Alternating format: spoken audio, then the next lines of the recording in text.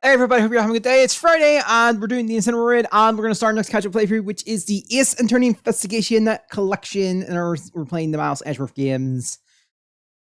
Oh boy! Gonna be alright. It's gonna be right for Edgeworth. Anyway, first things first, I need to get... You got this all set up ahead of time, but I have the Pokemon ready for the raid. Here it is. It's the Malamar. I do need to get an item on it. You need to get the Shell Bell. I think it's in her bag. Should we just start using these to set up Pokemon rather than just using my file?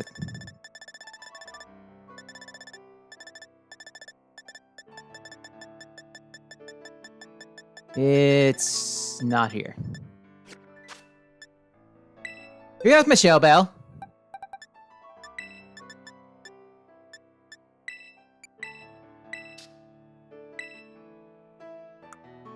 You have my Shell Bell. Alright, let's connect. Find this Incineroar and then go from there. Almar, probably should have showed the setup. This has been I think it's been going around for a while today, so do I just save the writs here? Because I think there was a time when I loaded the game up, connected. This should be it. And it didn't show up. So, just wanted to be on the safe side.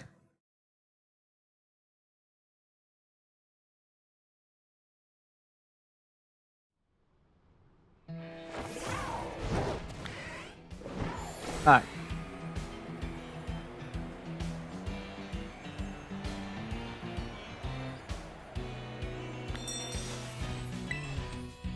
This is an arc, cool. And the other ones. So yeah, it's the Malamar. It's got the contrary. It's attack up, special attack down. It's the EVs. Well, EVs. IVs are essentially from the raid. So, and this is skill setup. Super part is PB maxed, by the way. There's a little gamble at the start, but if the gamble goes in our favor, we've got this. All right.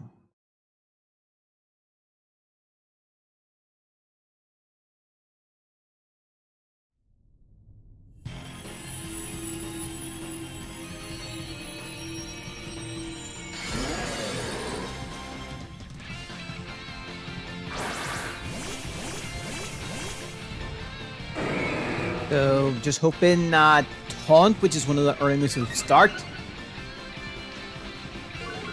doesn't come out here. Also, really good news is Contrary just ups our stats, so this is the real gamble here. Where is this Taunt going? Because we don't really have a way around this. Taunt is... We're resetting.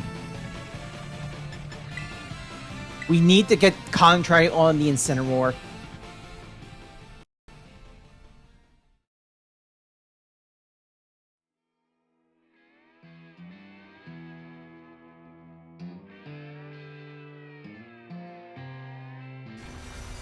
Unfortunately, if we get taunted, we can't use Skill Swap, which means it doesn't get the thing.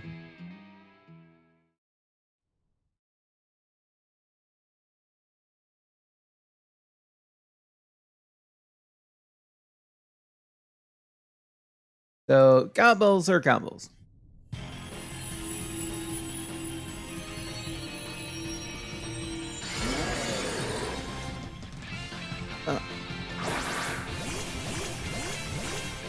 Also, something else. Arcanine's not too bad.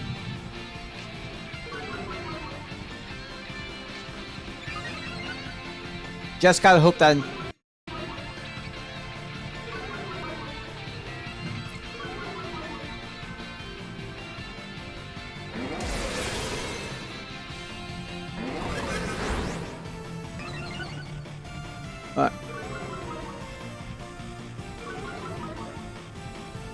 Taunt is going...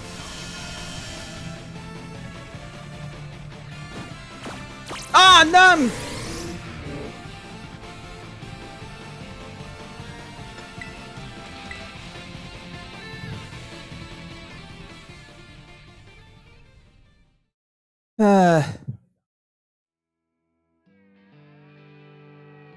That's 2 for 2. Thank Jesus, hope everyone have a good day. Third time's a charm. Please consider, do not taunt my Malamar.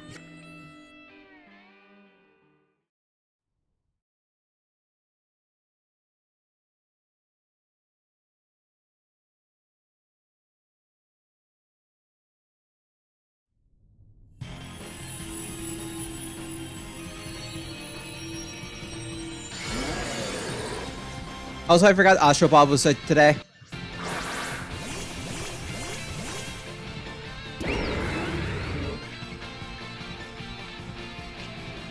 Alright.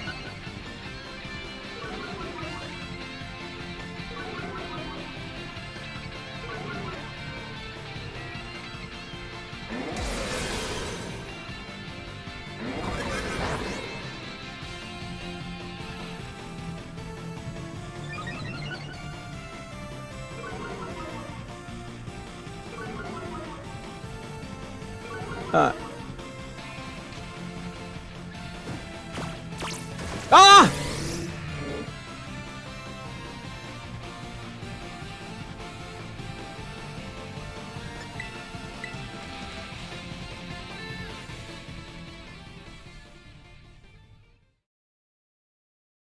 It's a 1 in 4 chance, and it's hit the 1 in 4 chance every... Nice. That's a 1 in 4 chance! And it's landed the 1 in 4 chance 4 times. Please. 1 in 4. 1 in 4.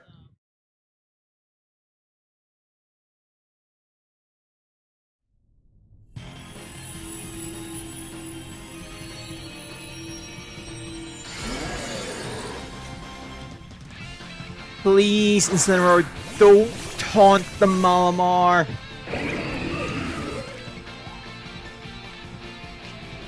That's all you need to do is just taunt the other ones. Don't taunt the Malamar, okay? 25% chance on this one.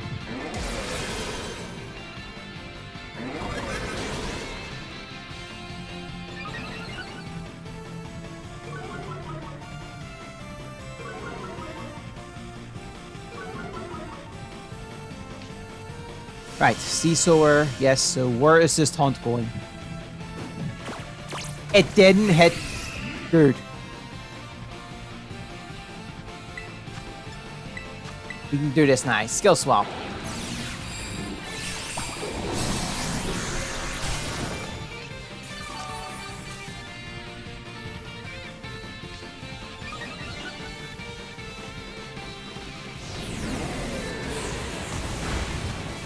And now we need to paint.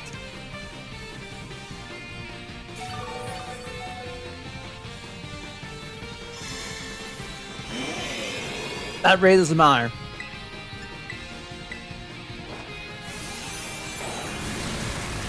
Go power this tower boss.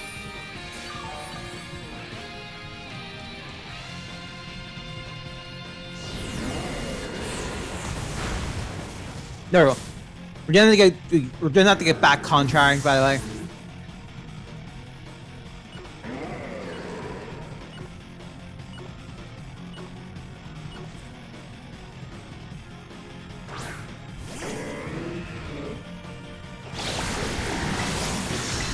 Now we use Zipper Power.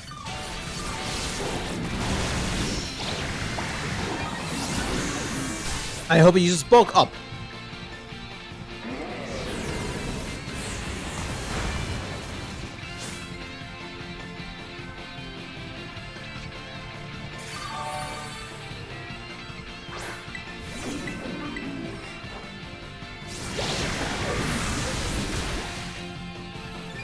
It's not going to use bulk up, is it?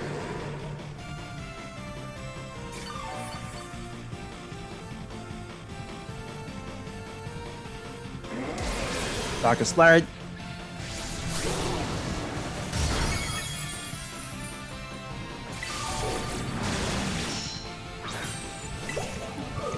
I'm gonna wait.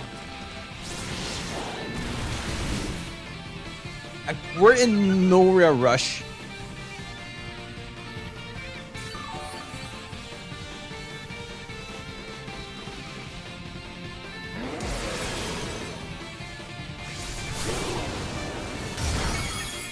Let me take this.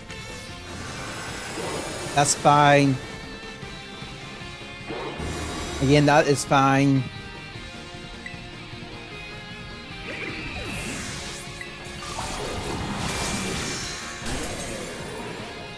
You just do this, and then you can terrestrialize, and then it's all good. Again, by now our stats should be maxed.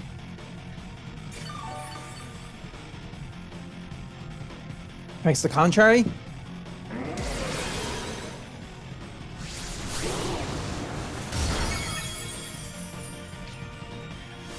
Sea-Source back.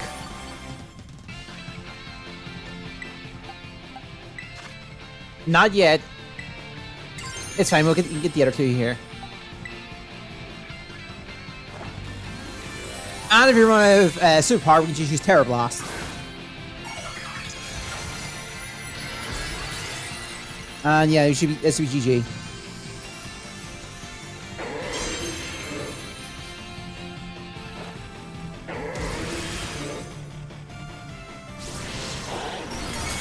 Oh! That was a crit, by the way. Thank you. By the way, when I did the one fight, I accidentally made mine a ground type, so stat super power did the super power before did way less damage when I fight.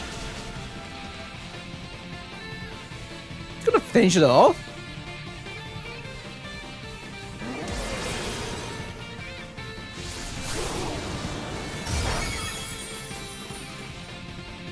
Okay, so removing any negative effects, so stats are back to normal.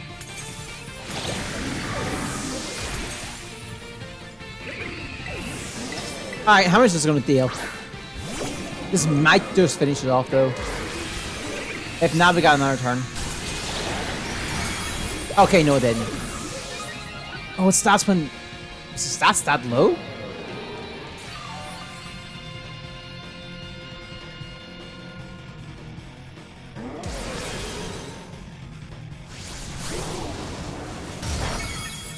It's a crit, wasn't it? Nope. Contrary.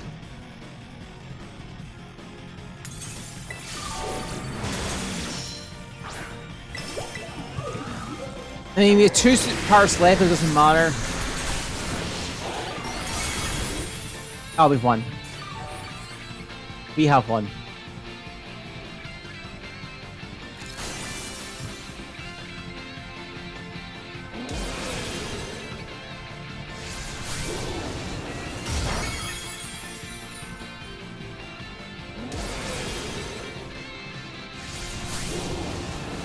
I got it. Like I said, not even a critical hit was going to mess this up.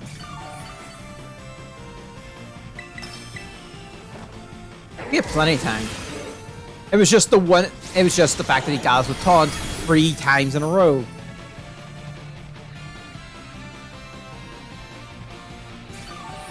Well, it's done anyway, so you know, I'll take my wins.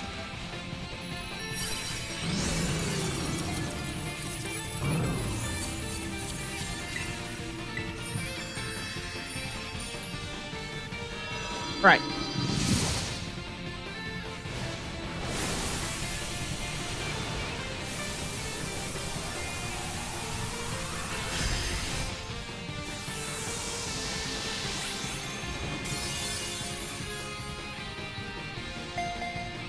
That's it.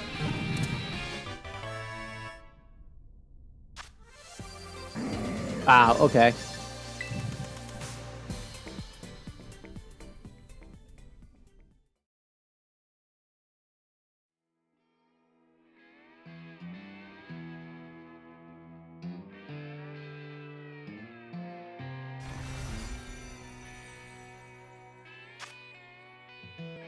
Alright. I'm gonna save, disconnect. I'm gonna switch over to Edgeworth now, so I'll be back in a bit.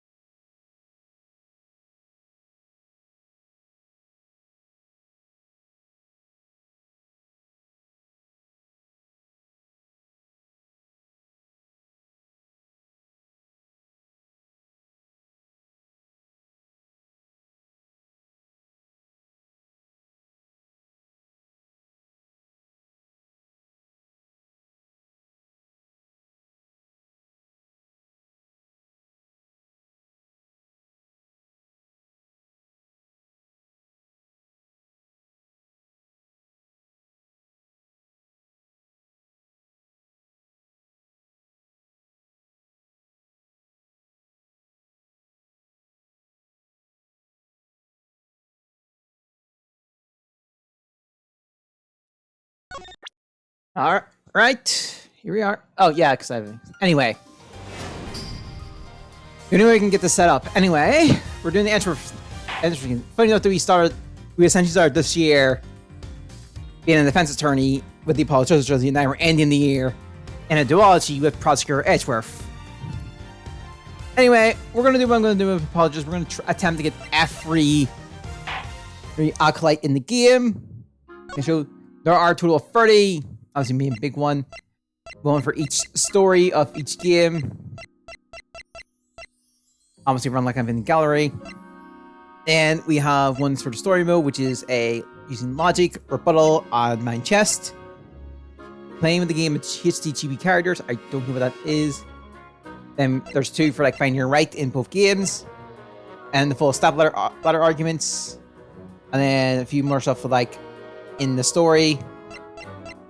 A few ones that was split between these 2 stories. So we got quite a bit of work ahead of us. We're going to obviously kick things off in the first entry. Well, you can choose any of them. But we will be starting with Turnabout Visitor.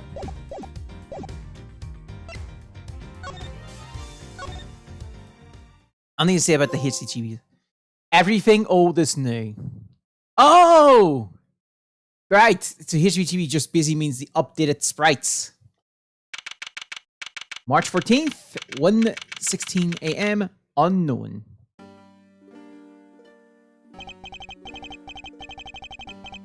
To make sure the defendant is found guilty, what other choice do I have?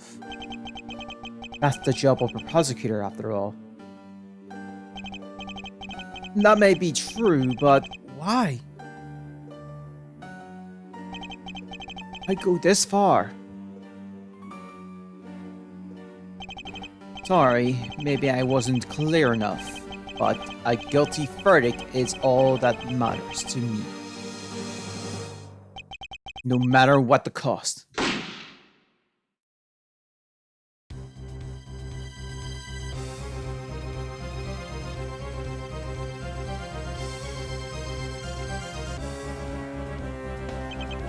I'm a prodigy among prosecutors. Always have been, always will be.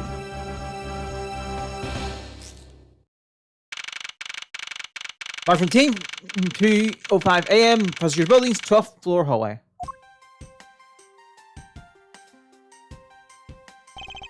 It's hard to believe that I've been away from my office for a whole month. I hope Detective Gumshoe's been keeping an eye on my office and keeping it clean. The door's unlocked. Detective Gumshoe? It's the smell.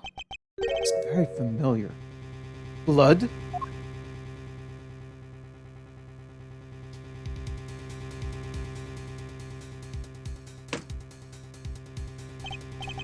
What the?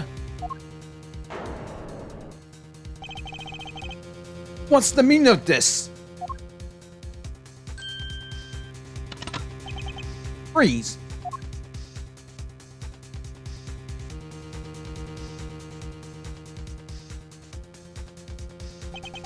Identify yourself. Shut up. You've got some nerve. Any murder in the prosecutor's office? Is that a threat? Let me make one thing very clear. What? No one gets away with committing murder in my office. No one.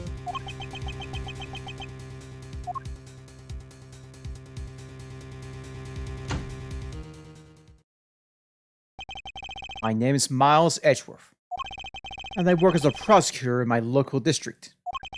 Little did I know that upon my return home after a month abroad, I would be thrust into a multitude of cases and some very frantic and busy days.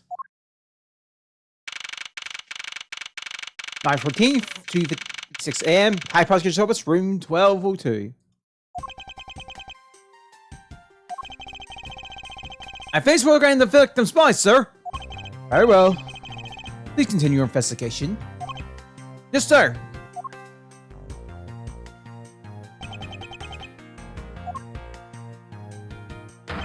Ah!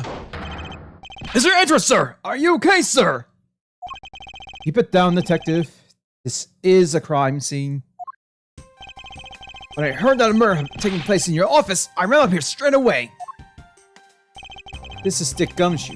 He's the detective with the local clinic, and the one they assigned to handle this murder case for the time being. You look a little pale, sir. Are you hurt? No, I'm perfectly fine. However... Alright, look what they did to your office!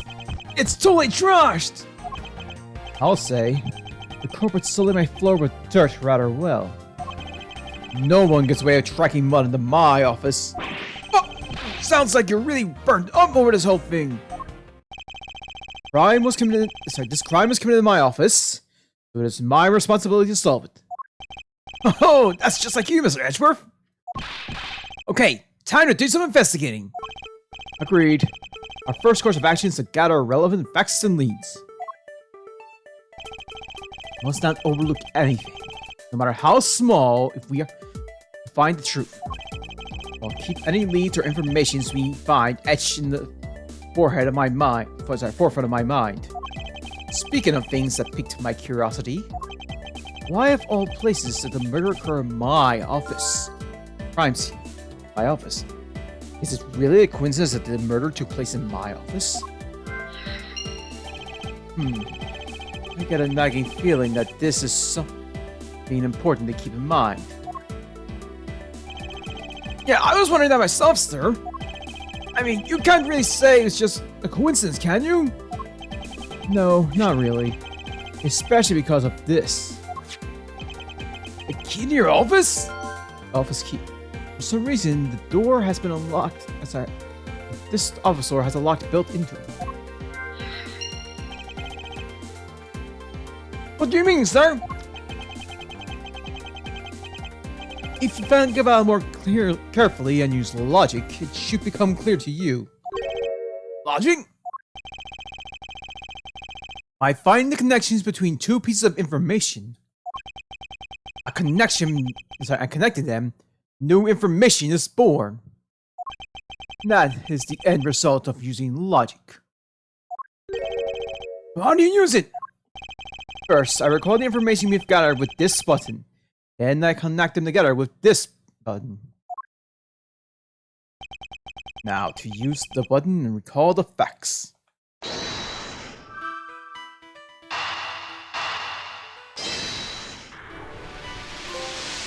Doing things my way. For security reasons, all prosecutor's doors are outfitted with the locks. Which means it would have been hard for the murderer and the victim to get in here. Ergo, it's impossible to dismiss the location of this crime as mere coincidence. Yeah, that's exactly what I was thinking, sir. There must be a reason why someone infiltrated my room. What's the killer after? Why did this happen in my office? After. You're really on the ball today, Mr. Edgeworth. That's some beautiful logic, sir. Yes, well. When you follow leads to the conclusions, only the truth remains. However,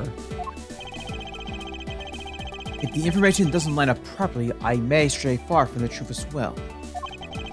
But if I think carefully before piecing leads together, the logic should flow.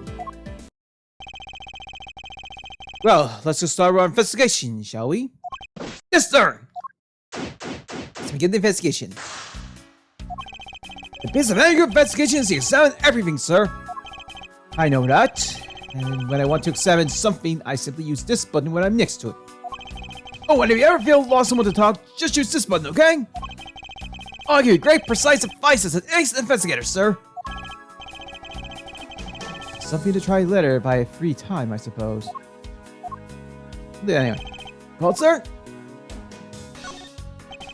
Is there anything you've noticed that you'd like to share, Detective Gumshoe? Just thought I'd rush over here since I heard there was a murder in your office, sir. The investigation has just gotten started, so I guess there's nothing much to say. So, you the one that found the body, Mr. Edgeworth? Unfortunately, upon my return, I found my office door to be unlocked.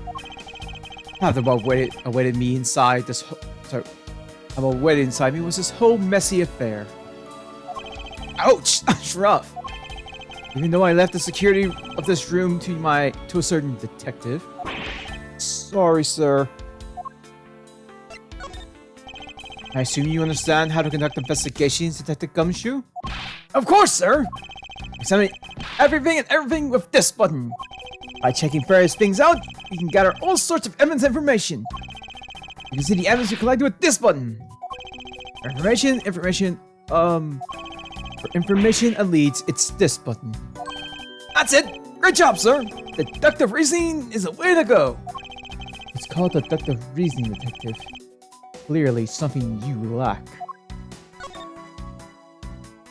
The prosecutor's badge is really tiny compared to my police badge. Oh, but it's really cool, sir. Much cooler than my badge could ever be. There's no need to suck up to me, Detective.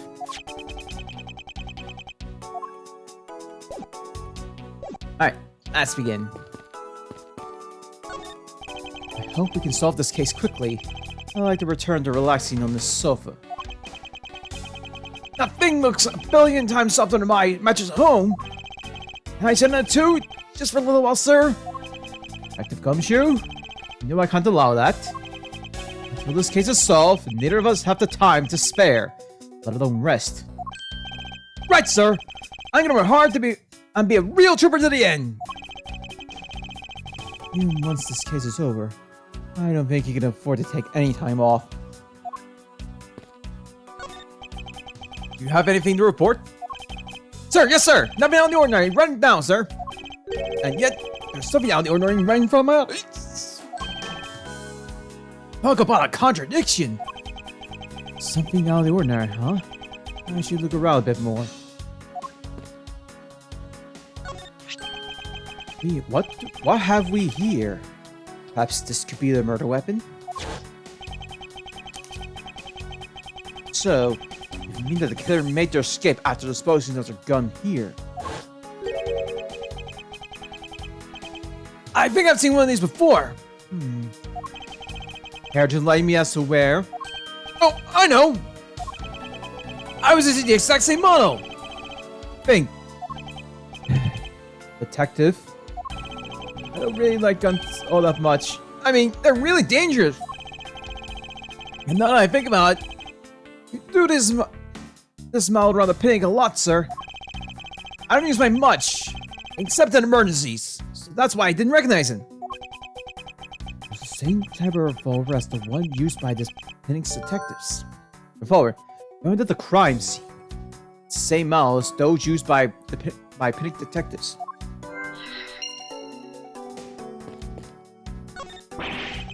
Ouch! They even knocked over your chess set! I had it all set up ready for when you get back. I figured we could play a few games. I had no idea you were interested in chess.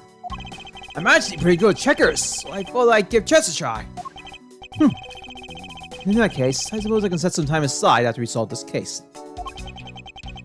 No, I don't expect the game to tax my mental acuity.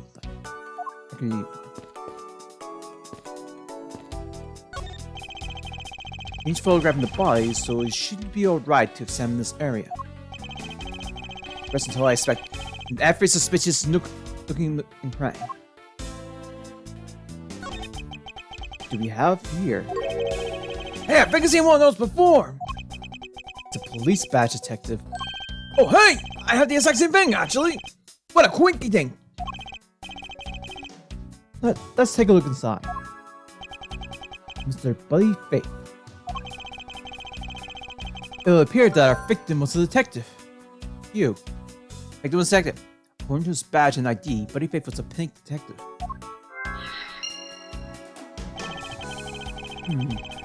I seem to have gathered a few pieces of pertinent information.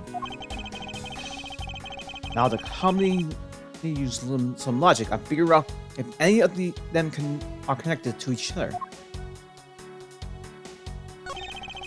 Let's see here. There's blood over his lower abdomen area. It looks like they will pass clean through his stomach area, sir. In other words, he was shot. Yep. Until the autopsy is done, I don't think we'll know much more than that. Please have the body sent to the morgue once they are done processing the crime scene. There's a note shelled down to my organizer. But went through the victim's abdomen. The body was found at around 2:05 a.m. Are you going to be okay with keeping track of the evidence we find, sir? Of course. This is the safe way I know to keep track of it all. Alright, if you say so. I keep all the evidence I find in or with my organizer. When I want to re-examine a piece, I have but to press this button to open my organizer. But the organizer isn't only for evidence. I keep people's profiles on hand in it too. It's probably a good idea to make a habit of checking the facts often.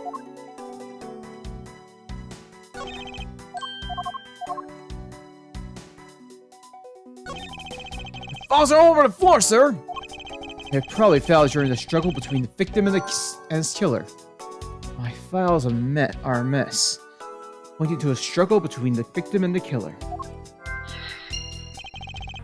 Oh, I tried so hard to keep this place spotless while you were away. I mean, this just ran all the time whenever I put them in pointless. I don't recall ever asking you to clean my room. Oh, I wanted the flowers every day, just like you requested, sir. I just add cleaning to the list as a weekend special. For about half a day every Saturday, I come in and clean this place until it sparkled. Do you have a life?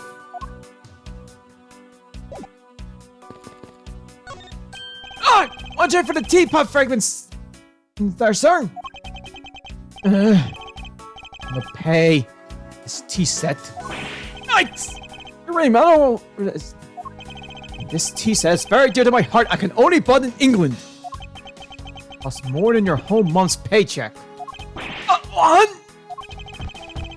I feel like the killers wasted one of my monthly paychecks.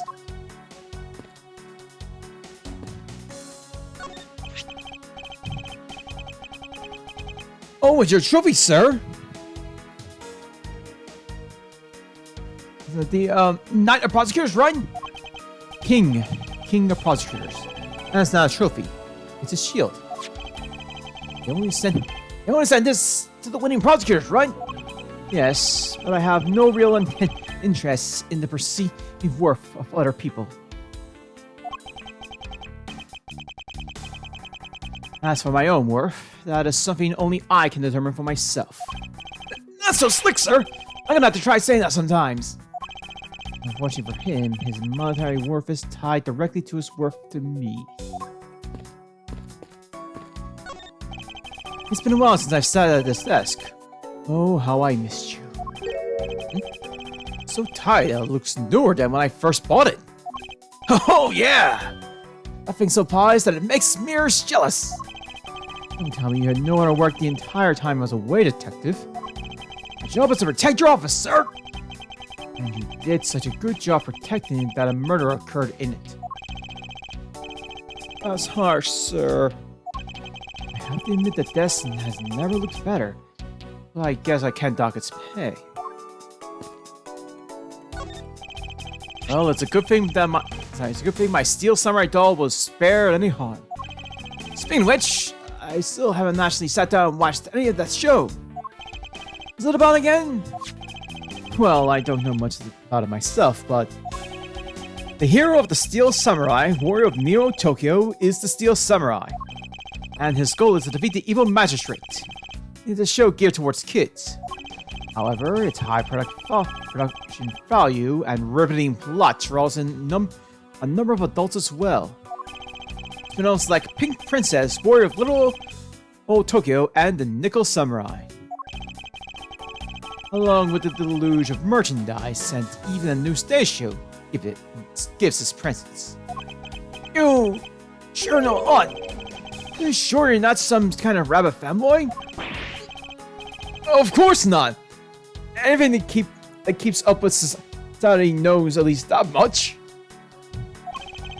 And that conversation lasts longer than expected. Let us return to our investigation. Is this yet another batch of fresh flowers? The ones come with the card attached every month like cardwork for you. Yep. Speaking of that, let's see what's on the card this month, sir. All will be resolved. Wendy. Oh, Miss Irony. How painful are thy thorns. Wendy? Isn't that the name of the old lady with the whiny voice that stuck? That's not enough, detective. You need not remind me further.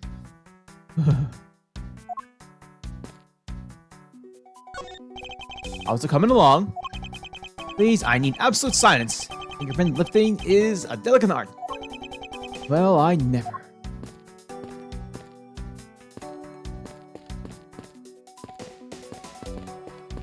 I think that's all we can do now. Nah, we did the other thing.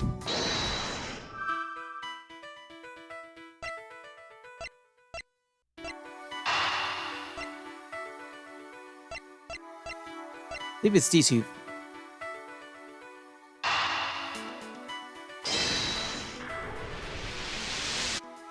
Oh, by order doesn't matter as long as the two facts line up, we're fine.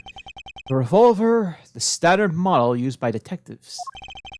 Did it belong to our recently departed?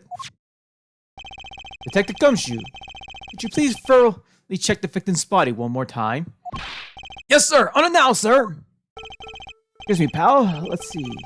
What do we got here? Mr. Interesher! This guy's wearing a gun holster! So it appears that our killer somehow managed to take the victim's gun from him. The victim's revolver, they shot to the mirror. And we assume that this gun is the murder weapon. It was issued to the victim. Let's see what else we can find out about this revolver. As I was saying, you gotta look real carefully at each piece of evidence.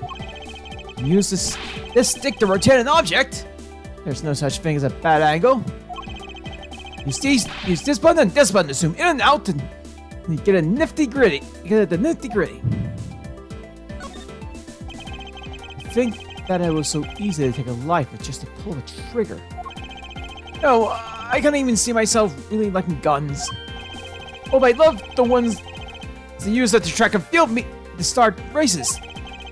Take off before it fires. Everyone always ends up following your lead. Chase you down for a false start, detective. Now that you mention it, even when I finish first, I always wind up in last place.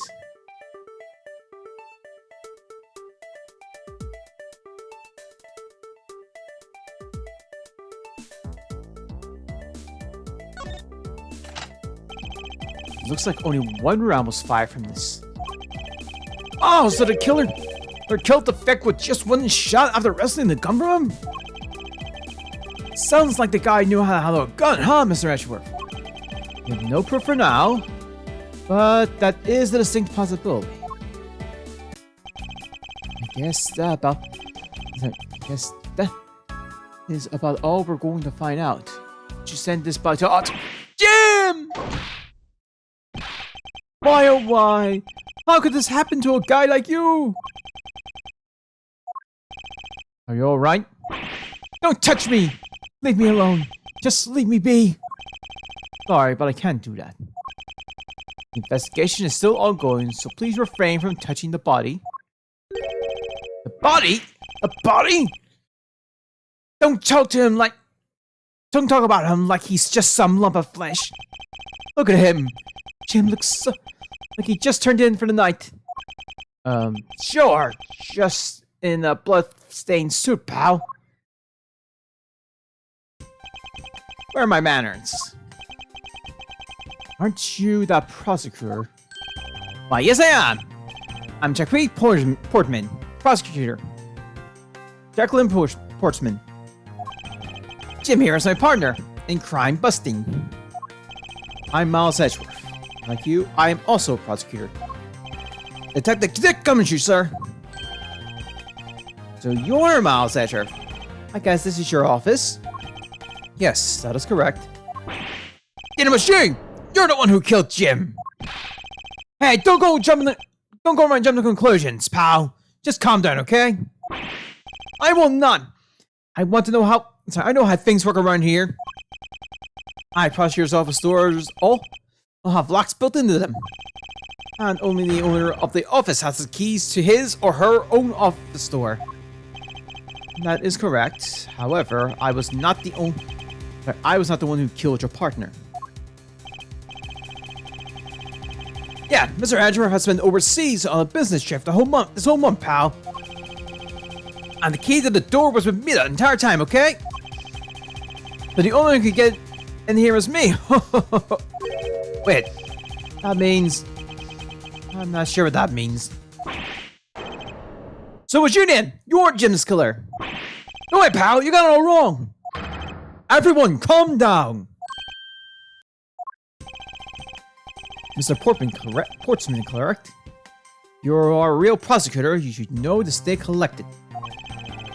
The investigation has only just begun. Isn't it too early to be drawing conclusions? Alright, I get the point. You're right, have a say. I tend to get a little too hot-headed sometimes. You sure are one cool customer, though, Mr. Edgeworth.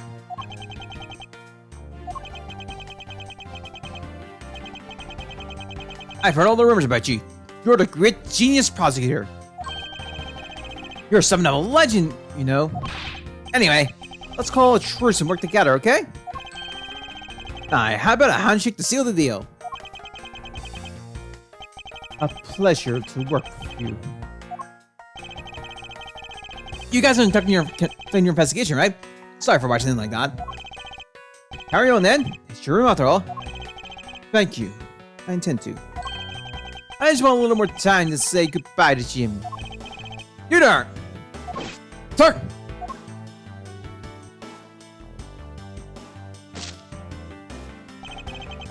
I want you to capture this scene on film for me.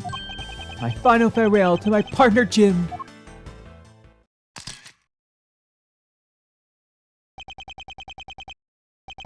I should probably get them some space. How's it coming along? Please, I need absolute silence. This picture is too important to mess up. I'll leave this in the man to his heart. The Portsman, word if I may. Jim, I swear I'll find your killer and bring them to justice. You wait and see. It'll be for the both of us. Oh, then, you wanted to talk to me about something? No, that's alright. Like I'm interrupting their conversation.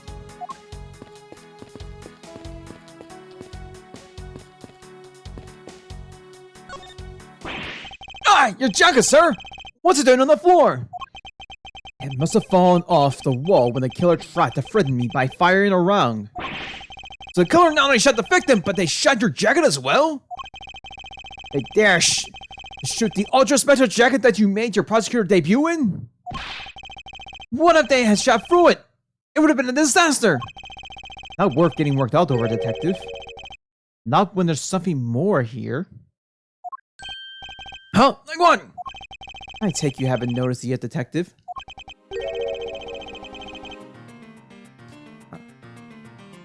There is a giant contradiction right here in front of us. Really? Did I say contradiction? He must be running off on me. I'm starting to sound like him. But I have my own methods and I will conduct this investigation my way. When the scene before me contradicts a piece of evidence or seems off, that's where my deduction skills come into play. First, I have to find the spot that holds the contradiction. That's it. This bullet holds where the contradiction lies. If I spot something is off, I should point my cursor at it and press this button with conviction. When I found significant proof that proves contradiction, I present them. This is how I do things. Eureka!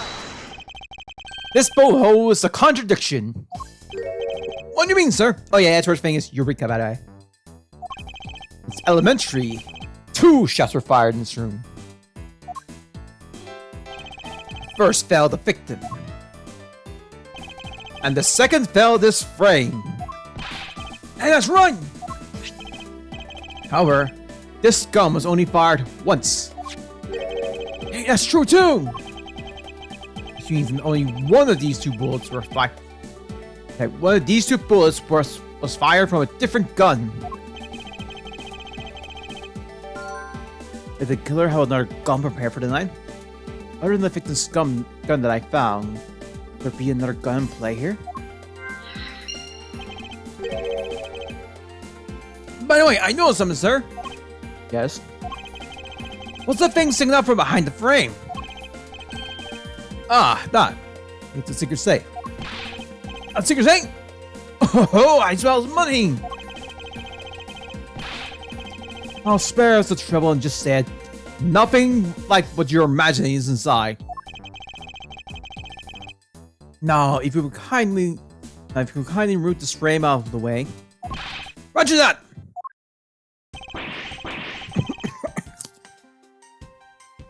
Talk about dusty.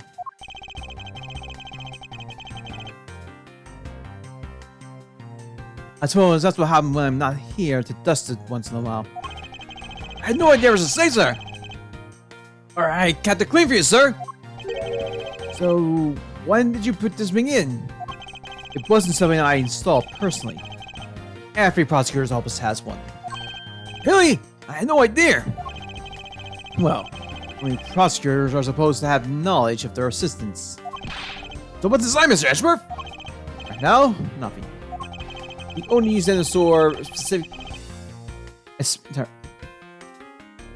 We use them to store especially the important evidence when a trial is in session. That's it. I hope by squashing my hopes and dreams. You said, every prosecutor has one in office. Only they know them. Trial evidence use. Won't rest until I inspect every suspicious looking crime. Let's talk to Gumshoe though. I seem to have picked up a few good leads. Oh, so now you're going to do that thing? You have all that information, right? What are you babbling about? The brainy thing you were talking about just a few minutes ago, sir. Logic. You said that you can look at all your leads and infos by pressing this button. Then you pick the ones that seem relevant and press with this button and connect them with this button. That's your way of investigating, right, sir? Yes. Which is why this exercising and explaining my own method to me was unnecessary. Okay then, how about I explain my logic to you next? It's even more unnecessary. My throat might be dying at this point.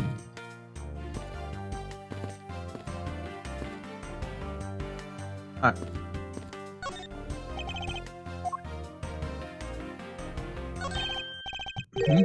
Now this is odd. You found something, sir? This keypad.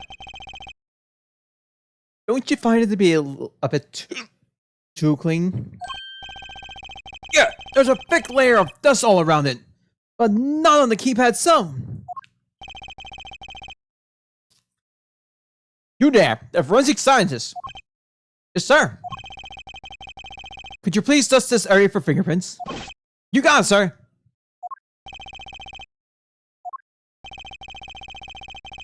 I couldn't find, let alone lift, a single print. It looks like it was wiped down well. All the fingerprints on this have been wiped clean off. Oh. Prints were wiped. And I thought. It appears the logic is the only way around this setback. Trying to rationalize and calmly connect the dots with the information we have.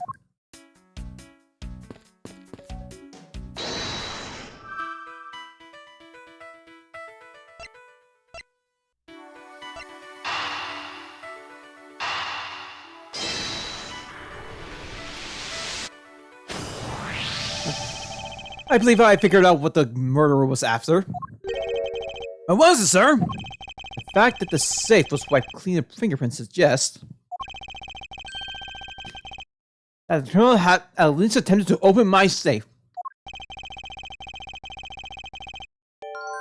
making the culprit's motive for breaking and entering theft. I believe the culprit was trying to open my safe. Was the killer's motive theft?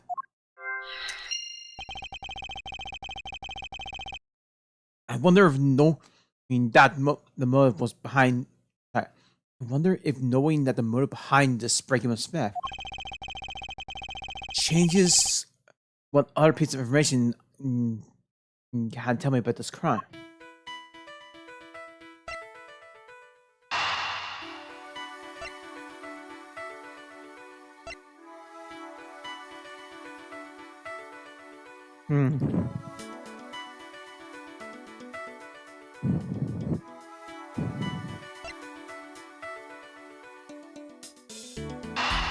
Let's try this. No. Not exactly a shiny line up for perfect line of logic.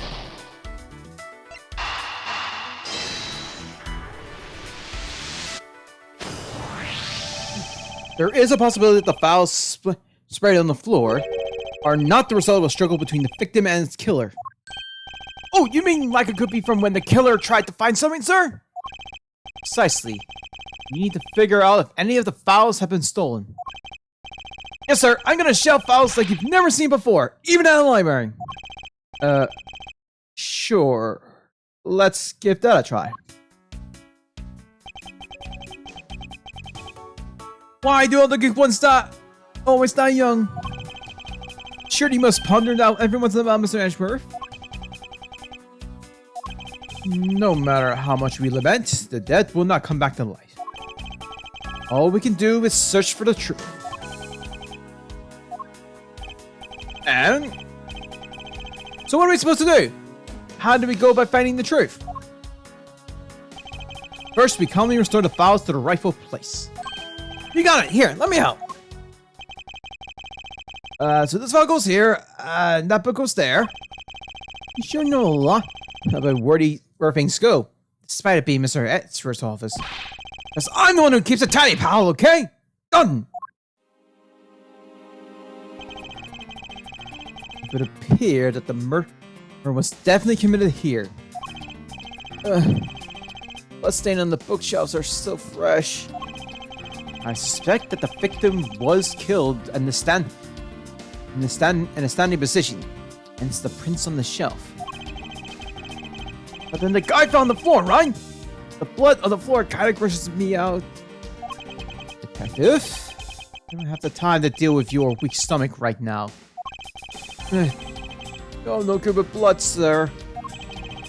certain that something's wrong with this picture.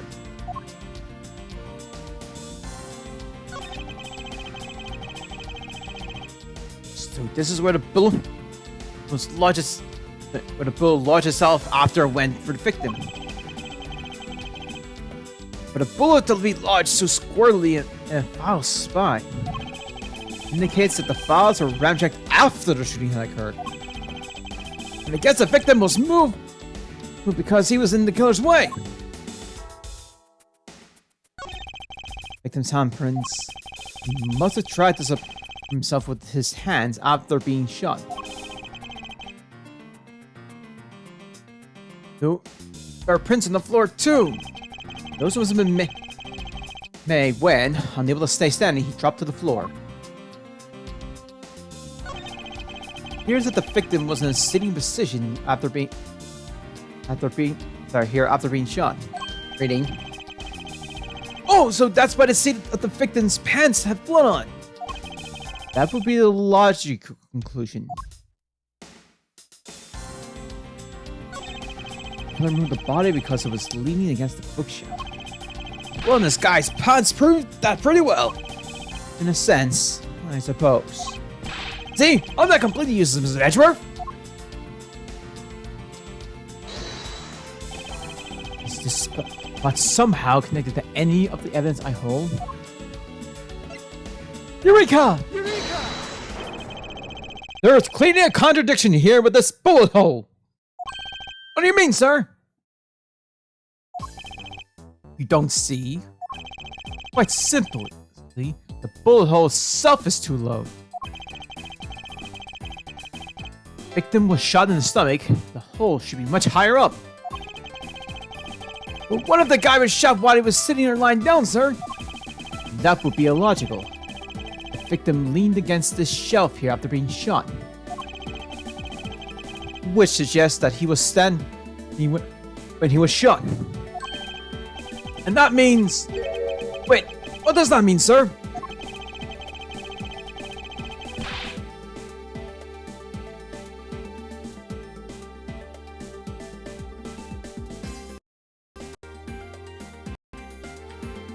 It means you need to use your brain every once in a while instead of mine, detective. In any case, it means someone made a faulty assumption. And it was from this mistake that our current contradiction was born.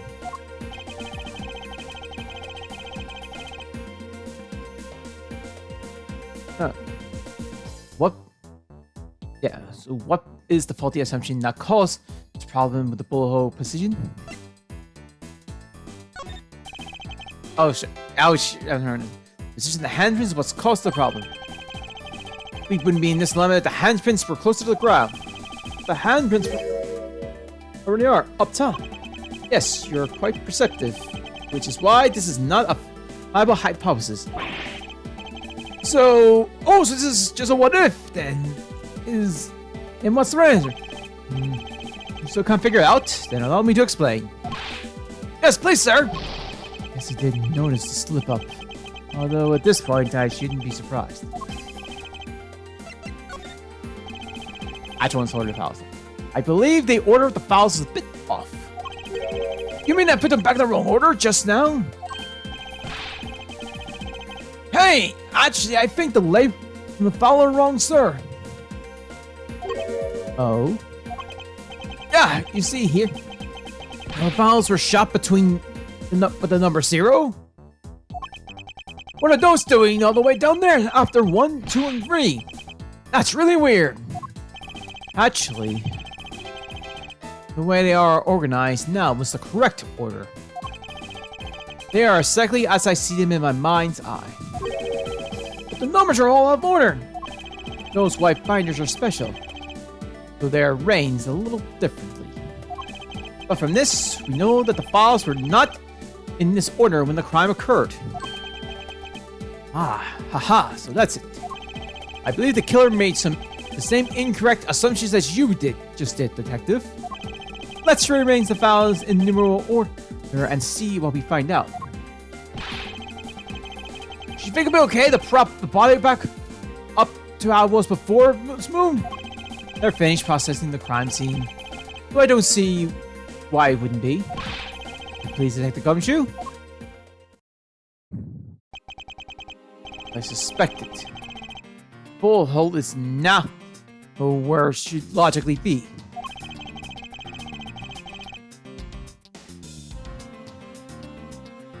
Killer went through my files first before shooting Mr. Faith. And then put the files back in numeral order, I guess. Oh, sorry, and then...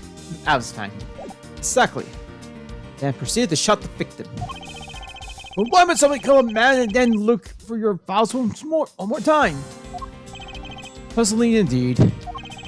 Files were thrown into disarray twice.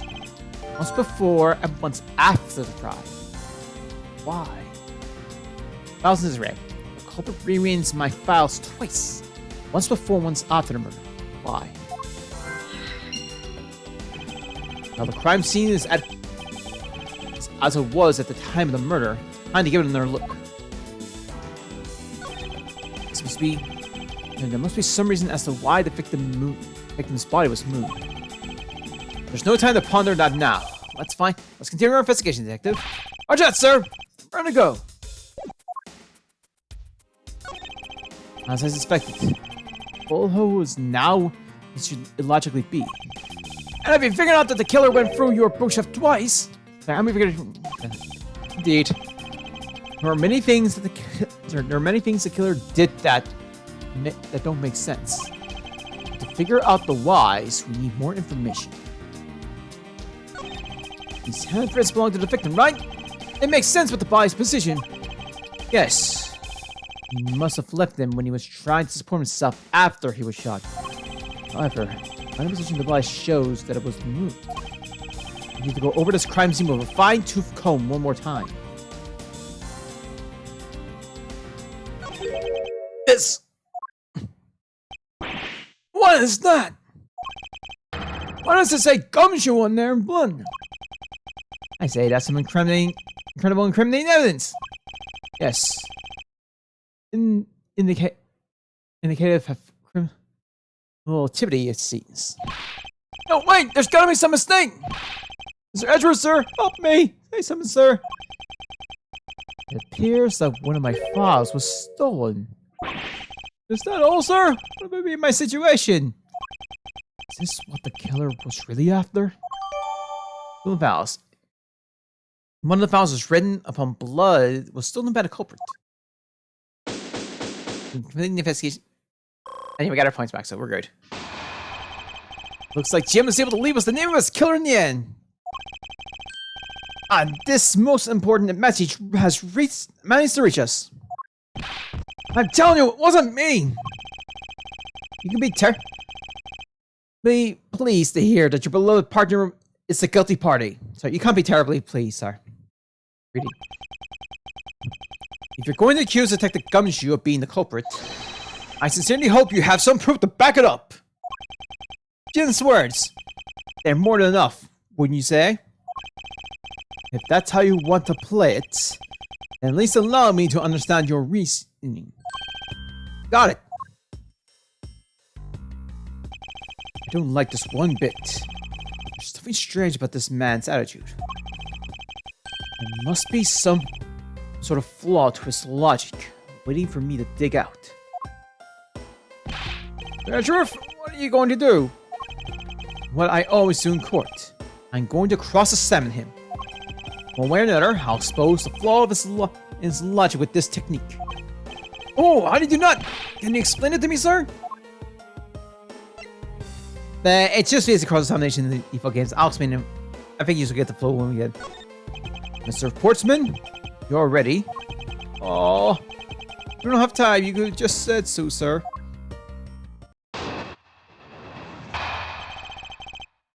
Mr. Portsman's logic. So they go in the forms of arguments and rebuttals. Detective Gumshoe, you stole Jim's gun from him and shot him dead. Furthermore, you messed with the files to make it look like you had committed his theft instead. That's when you moved Jim's body that was sitting in front of the bookshelf. Thanks to that, you did notice a bloody letter his body was saying. And that will be his final words that you brought to justice. That will be by his fault, sorry. You intend to argue that the victim's dying message points to his killer?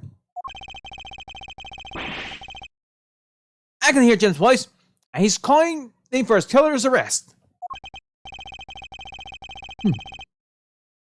Are you sure you're not mishearing his words, Mr. Portman? There's no way she is the culprit here. I will find a flaw in this man's logic. I expose it with credible evidence.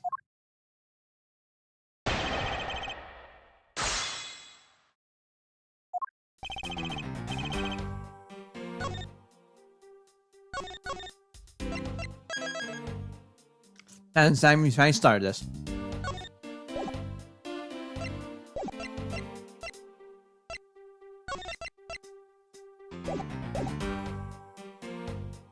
Hold it! Yeah, what are they? How's Jim? Did we change to the original? No, there's something I've been meaning to ask. What is it? Why do you call the victim Jim? But clearly his name is Billy Faye. Isn't it obvious? Jim is the perfect name for my companions. Jacqueline and Jim. Don't those two names go together like peanut butter and jelly? But Jim isn't even close to the guy's real name. Well, Jacqueline Bites just sounds off somehow. Besides, he was the first of a bunch of guys I decided to nickname Jim. Let's put the victim like he was his pet. Hold it! Do you really think it was necessary to dishevel my shells twice to do that? That's true. Okay, then maybe his real intent wasn't theft. Hey! Are you accusing me of stealing something from Mr. Edgeworth? It's a possibility. Maybe your salary has been cut so much that life is getting a little rough, a little too rough to handle. Oh, have you know I eat 3 square meals a day, pal? Okay, so all 3 of them happen to be instant noodles, but... Fair thing. What an evil prosecutor you were paired up with. Odd, what a motive, no.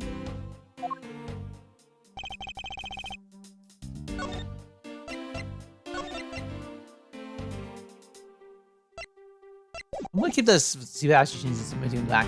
Hold it! Alright. And why would Detective Gumshoe do such a thing? Because the body was getting in his way. He had to mess up your bookshelf somehow, right? Anyway. Hold it! Why do you think that the killer didn't notice the bloody letters? The body was covered in it quite well, wouldn't you say? That's how he missed it. But you imagine, it doesn't take much to read the text and miss something. Who do you think you are? You're nothing like me, pal. There's a lot of person can understand about another from first impressions alone. I can't say I disagree with him on that point. Why don't you say something, sir? Not you too, Mr. Ashworth. Despite his lack of attention to detail, I don't believe the detective to be the culprit. No, I could have overlooked the blade letters, and I can prove it with evidence. I could not have better said. For the game finishing spike. Hold it! Are you saying that those letters were intended for you? Yep. Jim is an astute detective. I would expect no less from my former partner. It looks like Mr. Portsman still doesn't understand. He has yet to figure out the true meaning behind the bloody letter. What are you spouting over there? Sir, can't you just admit my logic is perfectly sound? Actually, there's a gigantic flaw in his logic. It cut so wide that even a good detective can spot it. Now the clue Mr. Portsman in by presenting him with some evidence.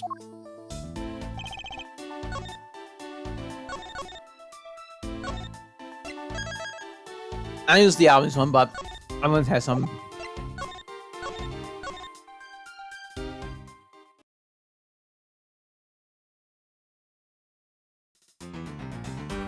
Well, it's the same song. Right? No, nah. We changed the rearrange.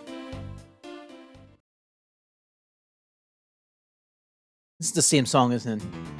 Yeah.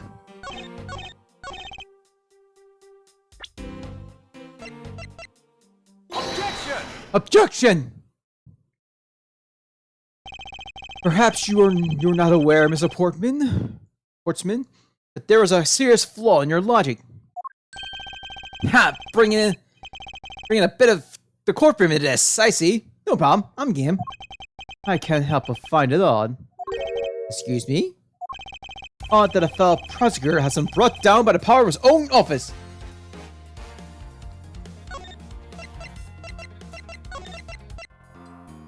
Oh, okay, it's all mine. I'm gonna listen to this for a while because it'd be nice to hear this. Maybe the second case will go over range. Original. What are you talking about? Oh, you're joking. I got it. You have the time to laugh, then you have the time to take another close look at this. You still not see it? If not, may I direct your attention to the missing file? What? That's impossible. Oh, I see this change now. What's impossible, Mr. Portman? Nothing. The files on the shelf are all about a certain case. If you could have went to take the file after murdering your partner, I highly doubt they could have missed the bloody letters on the written on the spines. Objection! I suppose so that they could have taken the file before committing the murder. I think it's pretty obvious that the file was sold after it was written off.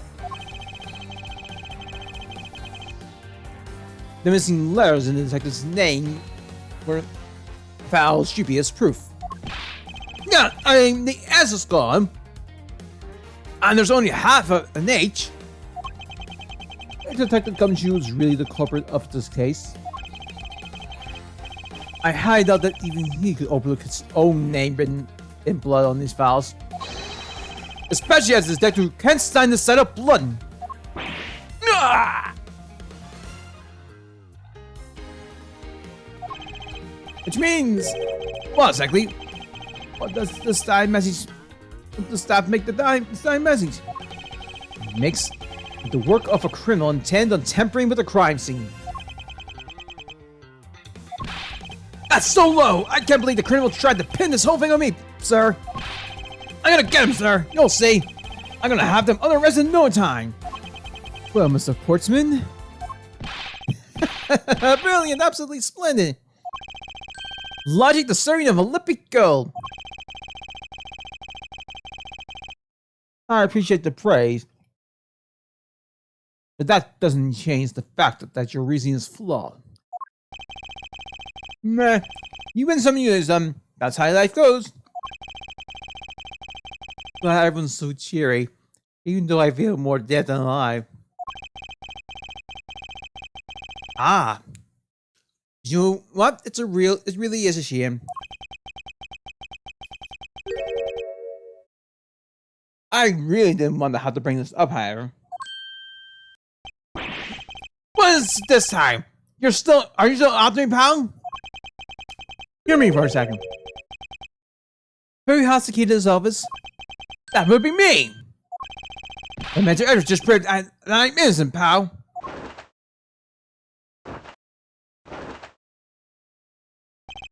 That's absolutely right! And I acknowledge your innocence! Then why do I sense you still have something to say?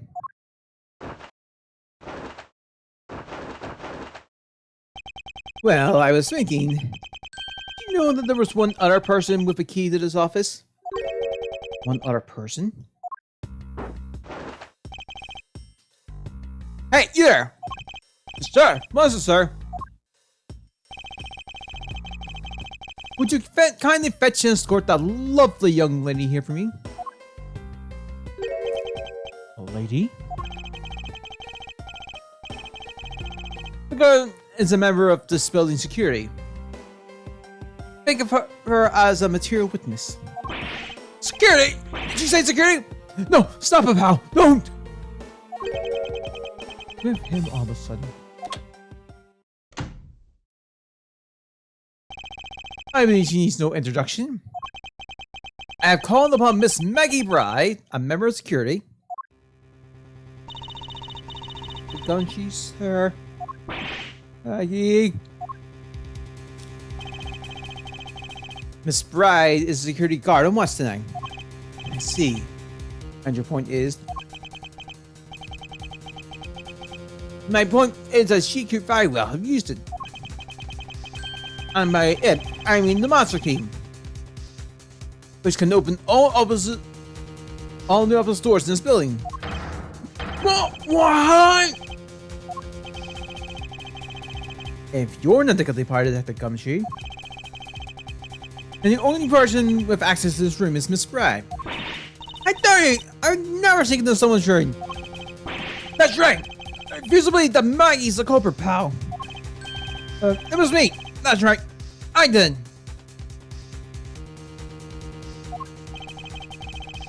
Can we take that as a confession, Detective? Well, it wasn't really me, But it definitely wasn't Maggie, pal. Yeah, it was me. If it was, you had no problems with that, right? Please refrain from flying off the handle, Detective. There's no need for such theatrics. Listen to your boss, Detective. You understand what I'm saying here. That girl is the only one who could have committed the crime. And for one simple reason. Reason for suspicion. It's pretty obvious that Miss Bride snuck into your office using the Monster Key. I mean, if Detective Gumshoe isn't the one who opened the door, then that leaves only Miss Bride as our prime suspect. On top of which, she knows our good detective, doesn't she? Making it all the more possible that she was the one who faked the dying message. You're saying she used the Master Key? Master Key, this can open every office door. Its use is controlled by security staff. Incredible incriminating evidence, when you say? That's what you claimed about the evidence earlier as well. That was then, this is now. The flow of a good match always changes during a rally. It's all about your reflex and reaction times, especially for an athlete like me. I wonder if there was anyone else other than Miss Bride who could have used the Master Key. It seems that the only way to get Mr. Portman to give me more details is to press him.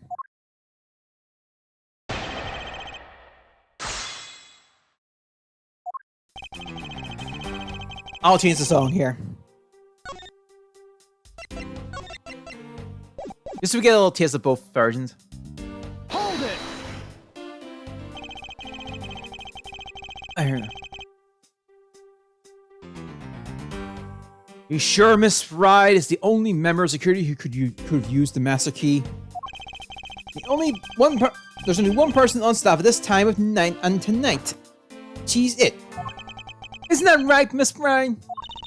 That's, true, but I wasn't able to use the Master Key at the time of the crime, sir.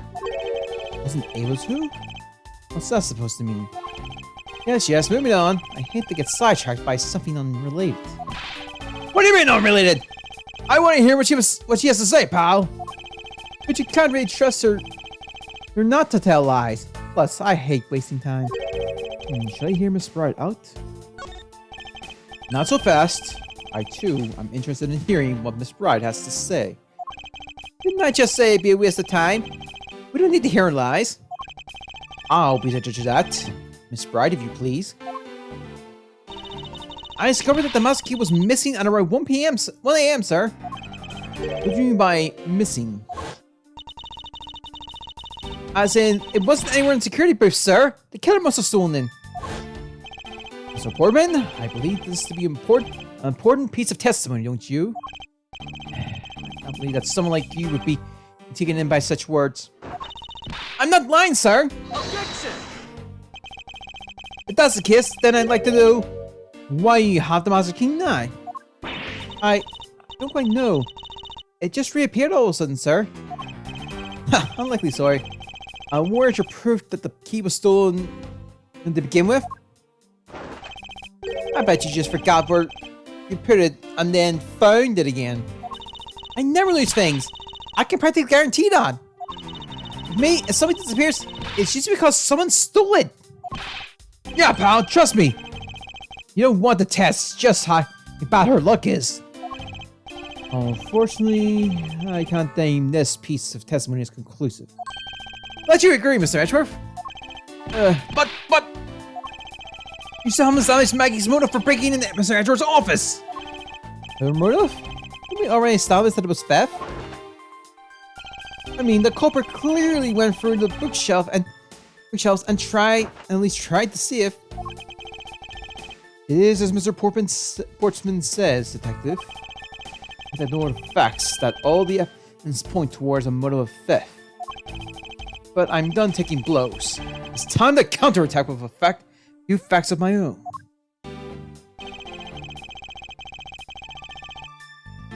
I think it's new. Pretend from the mess of shells to the wiped down safe. I say thievery. Hold it! I concur that the culprit's motive appears to have been thievery. However, glad to hear that. Glad to hear that the great Miles Edgeworth isn't agreeing with little old me. However, in regards to the investigation of the bookshelves and safe. Hey, good thinking. Asking for my opinion on the matter. Would it be too much for you to allow me to complete a full sentence? It's just the. Hold it! I thought we had established Detective Gumshoe's innocence pretty thoroughly.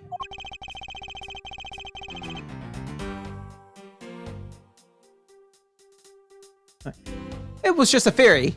One hypothesis among the many possibilities. I mean, I had my doubts about Miss Bragg from the very beginning. If that's the case, then why didn't you mention her first? Nah, don't make that face, see? There goes the truth, running the other way.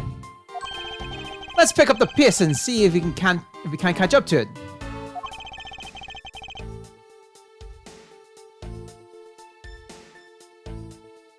Alright, I don't think you're catching my drift. But we are in agreement that the detective isn't the killer, right?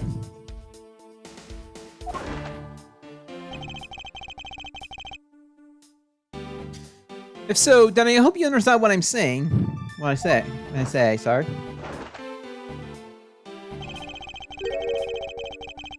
That since she's the only one who could have opened your office door.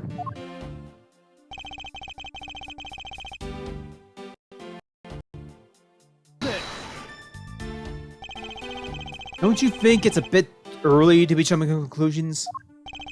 Are you saying that there's another way to open the door other than with the master key? Oh, I get it. Perhaps you have spared me for someone else. I have you know, I have never made a spare. So what are you insinuating? Nothing? Guess I should have known better than to suggest that someone like you would. Hold it! Is there anyone in this district who hasn't at least heard of Detective Gumshoe? Good point. He's practically a celebrity among us prosecutors. Really? I never knew I was so talked about, sir. We're holding our collective breath, you know? Or when you screw up so badly that you're literally just off the force. Wait, what? Is that true, Mr. Edgeworth? Of course not. That's hogwash. Whew. Don't scare me like that. I almost had a heart attack there.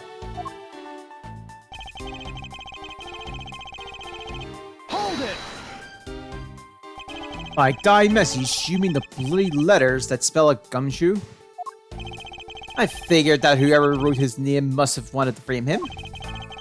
And just the act of choosing his name is proof enough that the two knew each other well. Edgeworth, what are you waiting for? I remember send some evidence. I would love to. First, we should listen a bit more and digest what he is saying. Listen for more information.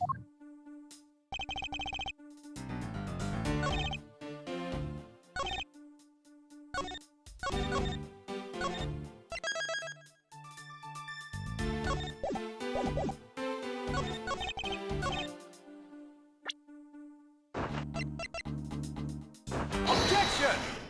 Gotcha. I figured as much. Do you wish to continue insinuating that Miss Bride was set on stealing something? Why not? It's the truth after all. It was also by your logic that we came to this whole fevery conclusion anyway. That may be. But you must also be aware that the fact that the safe is a secret safe, the assistance of which is only privy to prosecutors. Ah! I find it a little hard to believe that a hidden safe was part of her cunning plan. But that she could have found it by accident while she was turning everything upside down. I highly doubt that. I said the culprit knew exactly what they were looking for. After all, only the bookshelf and the safe were targeted. Yeah, even I didn't know about that safe, pal. And that means there's no way Maggie could have known about it either. Then what are you proposing? That the killer is a prosecutor? Interesting conclusion. That's definitely looking more and more probable. What's wrong, prosecutor? We do have it. Right. What's wrong, prosecutor? Do you have a different suspect in mind now? Alright. Just make sure this is not... Oh, it was, yeah, no. Curses! Why? What made you... What's with the angry face all of a sudden? It's all my fault. What do you mean? It's Jim. He knew about the assistance of the secret safe. What did you just say? Oh, okay. We are partners, like inseparable conjoined twins. That's why I told him. I filled him in on the secret safes. And that means... Yeah, I know. I had only just told him, so too. Obviously, it was wrong of me to tell him. I still can't quite believe it. But the thief who broke into your room was probably Jim. You always claimed that the victim was the thief? And you were simply trying to stop him, weren't you? Miss Maggie Bride? Excuse me? I mean, you are a security guard, right? That's your job. But killing is going a bit too far, even in your risky profession. What the? You're still accusing Maggie for murder? Yes. No. I mean, she had stumbled upon Jim, who had probably drawn his gun. I get it. It was self-defense, wasn't it? No! I couldn't. I could never do something like that. Not even as a security guard, sir. Plus, even if it was a thief, he wouldn't have a key to this office. That's precisely why he had to steal it, wouldn't you say?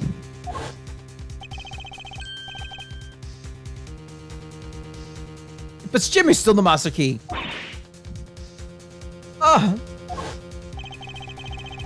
Pretty impossible for our supposedly stolen key to be here with us beside, unless... Well, unless you retrieved it from Jim after you killed him. Mr. Portsman, are you honestly accusing your own partner of being a thief? I don't want to admit it, but it's the only way for everything else to make sense. Has he no honor? Now then, I think we're done here. The investigation waits for no man. Would you people be so kind to see yourself outside? You can't kick us out! This is Mr. Edgeworth's office! But I'm the one who's been assigned to this kiss. You're all suspects in various degrees, and therefore intangible to run this show. Sorry, ineligible to run this show. Listen, pal! How many times do I have to say this? Maggie can't be the culprit! Detective Gumshoe, calm yourself. But, sir, we have no choice but to accommodate his request. For now. Thank you, Mr. Edgeworth. At least one of you understands. Right then, if you could remove yourselves from my crime scene, I'd be most grateful. Mark my words, Mr. Portman. We will meet again. If that's a formal request from the legendary prosecutor himself, then I suppose so. Now, don't disappoint me here.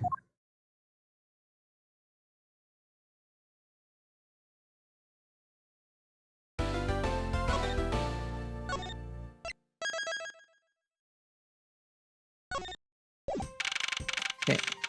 March 14th, 4:18 a.m. Prosecutor Building, 12th floor hallway. What is with that prosecutor? Can't believe how rude he was. It was unbelievable. Is this how to change your name? No. I think what things have to change though. Please refrain your professionalism, detective. Sorry, please maintain your professionalism, detective.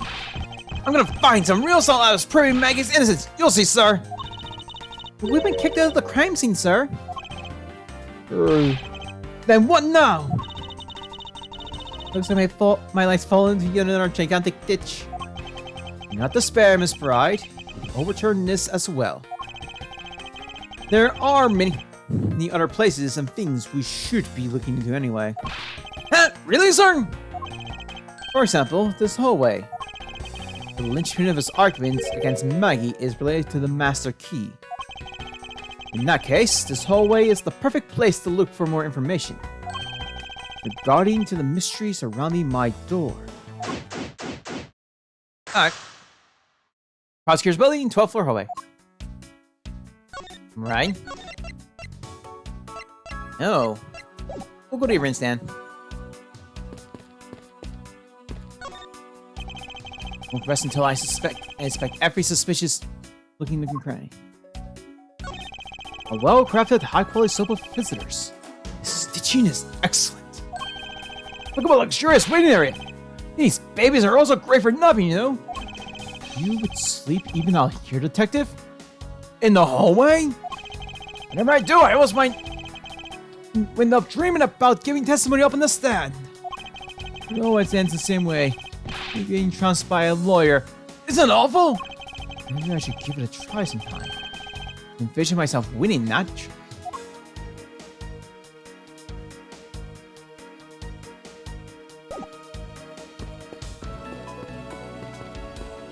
Hello. Looks like you're in quite a pinch, Mr. Edgeworth. To be sure, a murder within the wall, so the prosecutor's office is no trifling matter. You must find, apprehend, and punish the killer accordingly. Post haste. Sounds like a mess. You hit you got in your hands. If you ever feel lost or need advice, my door is always open. How gracious. I'll keep your offer. I will keep your offer in mind. Who is this guy again? Start. Detective Gumshoe, you look rather intrigued by something. Got a share? Ah, it's nothing, but I noticed that Mr. Portsman calls his partner Jim. And the detective in that Sunday night drama, All My Cops, is named Jim too. I bet one of them is a big fan of that show. You seem to know a little something about it yourself. I take it you watch it too? Of course! The tight bond and friendship between prosecutor and detective is great, sir! But it's not compared to the super strong friendship we have. Friendship, detective. I think you're mistaking it with Itchy. How can you say that, sir? And after all, we've been through too. Oh. Friendship or pity? For listening to Gumshoe, he talk in the hallway about what he thinks Jim came from. About Miss Bride. No way she's the killer! Please don't tell me you buy into the accusation, sir. Rest assured, I think she's innocent. However, I need to ask her a few things regarding her security guard position. Well, if you're only asking, that's okay. Just stand next to her and press this button. And you can talk about whatever topic you pick. When you want to ask her about evidence, all you have to do is present it to her with this button. If you choose what to show her, press the button again, and off you two go. I recommend showing her different people different things. You'd be surprised what they say. Thanks for the explanation. No, I don't recall asking for one. Oh, just so you know, sir, you can show me evidence in the same way, too. I do believe it's time to get down to business and ask some questions of Miss Bride. Bored again. Oh.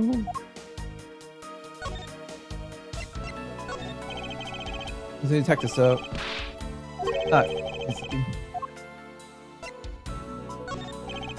I'm just a lawyer detective, so... I'm not sure what you do with that other than arrested. Is that the only time you have? Oh, wait. The victim's gun, huh? It's the same as mine. A tool used to protect lives. And yet one can also take what lies away. Those who take a gun in hand wield a great responsibility. I hope you understand that. I don't really use my gun at all, sir. The only time I would use this baby is when I find a hot duel with a convict to look ultra cool. You were doing so well until that last bit.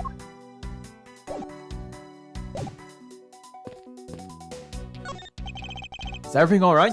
Yes, sir. You must know I weighed myself this morning, and I'm finding 154 pounds. Congratulations. Well, I was asking about this hallway in this room. Oh, everything's okay, sir.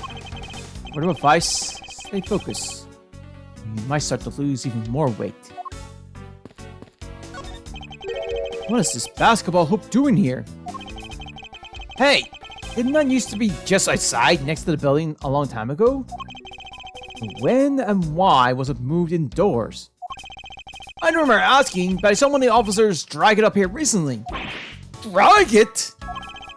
I heard that it wouldn't fit in the elevator, so the poor guy had to bring it up himself. All the way up to the 12th floor? What's a basketball doing here? That's Mr. Portsman's prized possession, sir. Harry also plays soccer, dodgeball, and even tennis. And not a single one of these sports is suitable to be played in the hallway. It's office. Level 3, 12 again. Hey Maggie! Whose room is this again? It's Mr. Portman's, sir. Oh, he's my new neighbor. I see. I suppose he moved in while I was away overseas.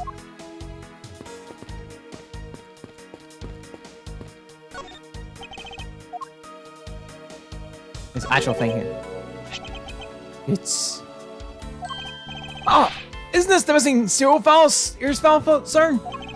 No doubt about it. White letter marked a clear stay. There seems to be a few pages missing. Thief took only what was necessary and left the rest behind. So, what are these heroes about, sir?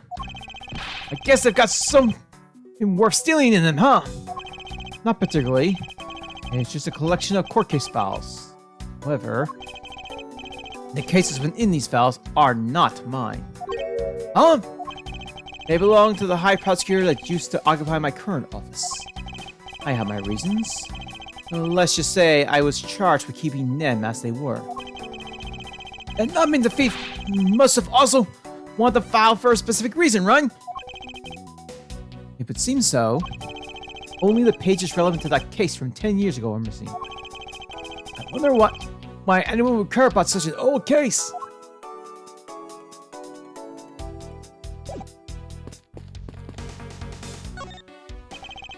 Listen to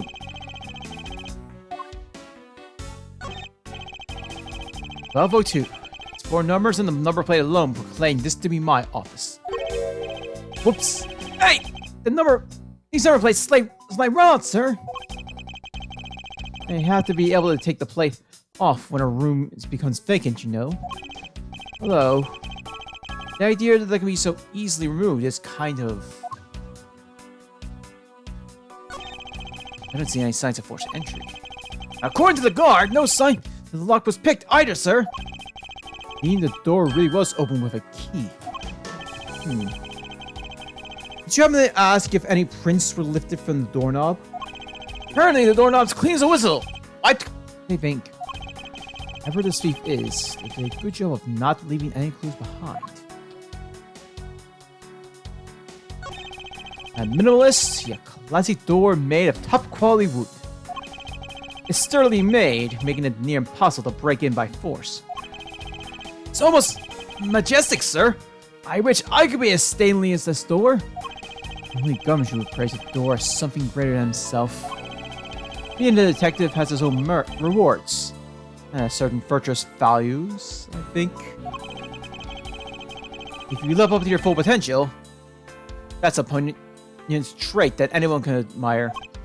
Saying, sir, that me being me is the best thing I can do for anyone. Right. Long pauses wasn't exactly reassuring, sir.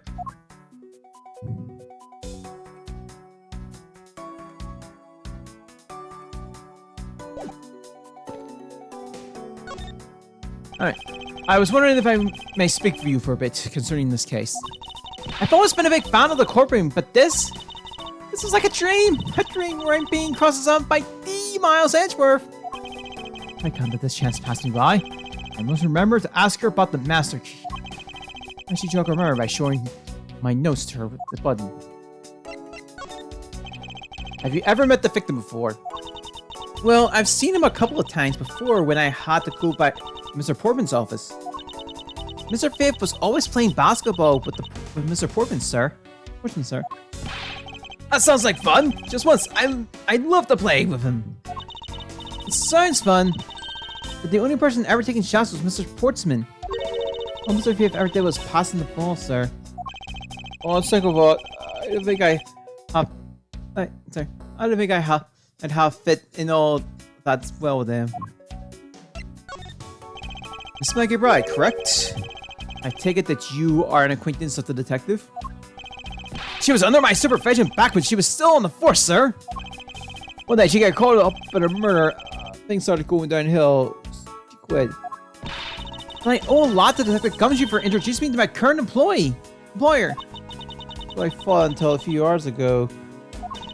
Right before I was about to clock out for the night.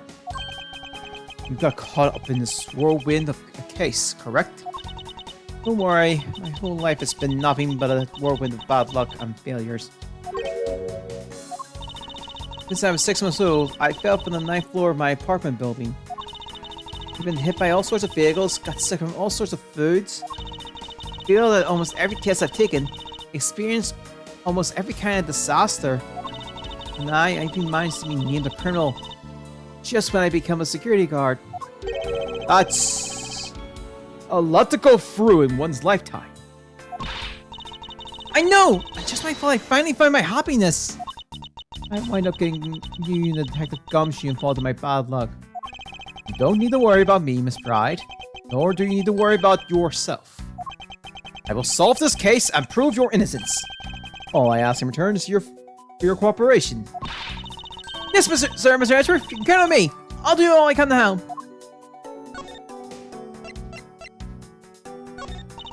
I'm just a low security guard, so I'm not sure what I'm supposed to do with that other than guard it. It's like talking to another gumshoe. That's a prosecutor's badge, isn't it? It proves that you're really a prosecutor. Interesting. Despite all appearances, she seems to know more about than Gumshoe. This badge, even I could be a professor prosecutor. Sir, may I please try it on? Just for a little bit? I don't think that would be a very good idea, do you? I guess not. On second thought, you're actually on the same level.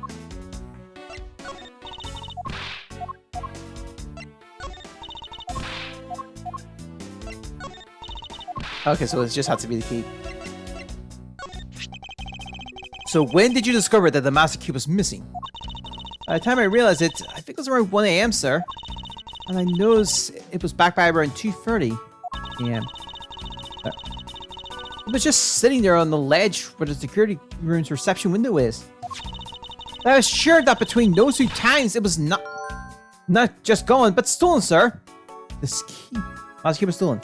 This key went missing from approximately 1 p.m. to 2:30 a.m. Why is such an important key stored in such an insecure place? Ah, it's not like that, sir. You always keep the key further inside the room, away from the window. Always, you say? Except for this time, correct? Well, I admit that was a bit careless, but I have my reasons. I left it out because I was sort of using it at the time. It was after I used it that I left it just sitting out there, out on the ledge. Did you use the master key?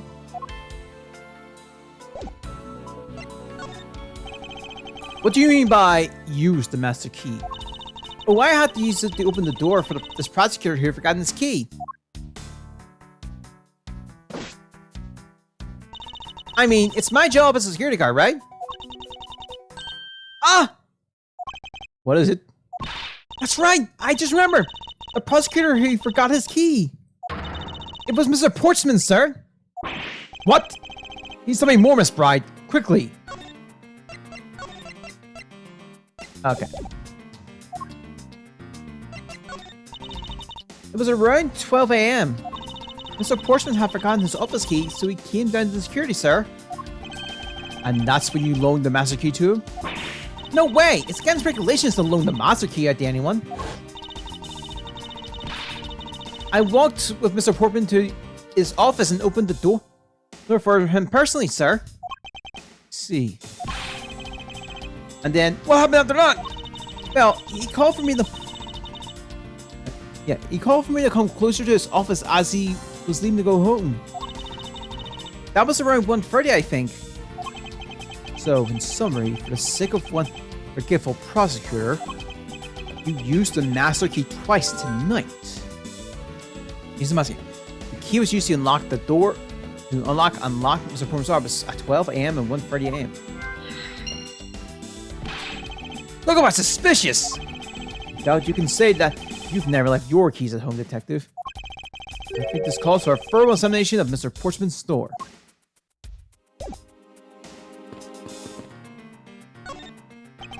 Won't rest in... Huh. Room 1203. I take it this is Mr. Portsman's office? Yep, you can't mistake it because of that basketball hoop, sir. Oh, that reminds me. Mr. Portman had actually wanted room 1202 really badly. Since you were already occupying it, sir, we put him in next door too. We put him next door, sir. Sorry. So why was Mr. Portman so particular about getting room 1202? I'm not sure. I bet it's because it's something like his birthday is December 2nd? Yep, that's gonna be it. I can't think of another reason why. I can think of at least 3.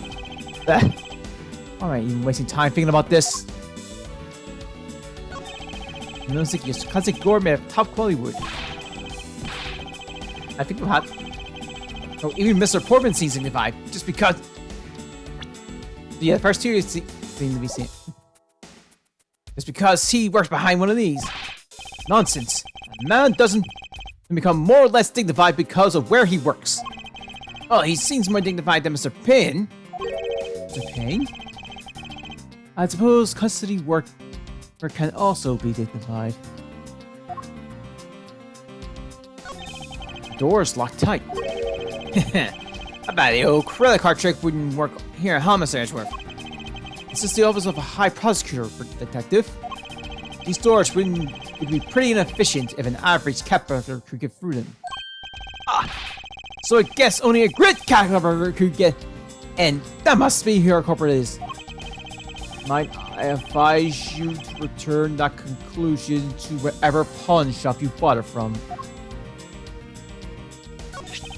It's Mr. Portsman's personal basketball hoop. I can't believe you put something like this in the hallway of a prosecutor's office. No, it's actually pretty useful, sir. I haven't gotten lost trying to get to your office since it's been here. How long have I at the same office and yet you still managed to get lost?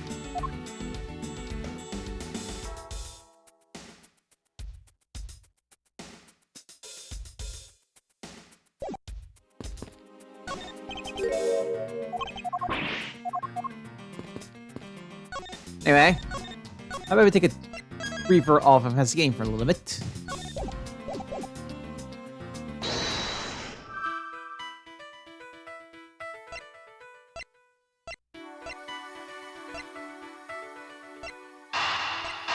let's try this. Ah, Miss Bride, I'm afraid there's a flaw in your story. What? No way, pal. I mean, sir. You said that you locked up Mr. Portman's office at around 1:30 a.m., correct? However, the master key had already been stolen at that time. Wow, nothing against my you, Mr. Edgeworth. You saw that contradiction like a pro. I had totally forgotten all about that. In fact, see, I remember it now. You're right. It was around that very time that I realized the master key was missing. And? Well, I'm a security guard, sir. I couldn't just admit to losing the master key, could I? So I pretended to lock up his room, sir. You pretended? Yep, I used my house key and made it look like I was locking it, sir. Locking up, sir. Actually, you never did relock his room, the door then. Well, I thought that maybe I could go lock it after I found the key.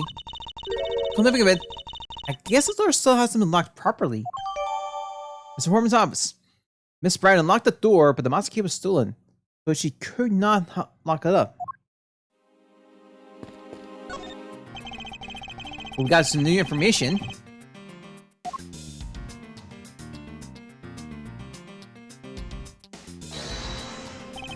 Is this spot somehow connected to any of the evidence I hold? Eureka! There's a contradiction here between reality and the evidence. If what Miss Bride has said is true, then why is this door still locked tight? Huh! You know, you're right! Bride, are you sure you didn't relock this door? I am certain of it, sir. I don't think Mr. Portman noticed it himself that I hadn't. Which means... What, sir? It either means that he actually does have the key to his office, or that the door Miss Bride opened wasn't this one at all, but a completely different one. She opened a different door? But how can you prove that? There's an easy way to find out. All we have to do is... we have to summon one of these.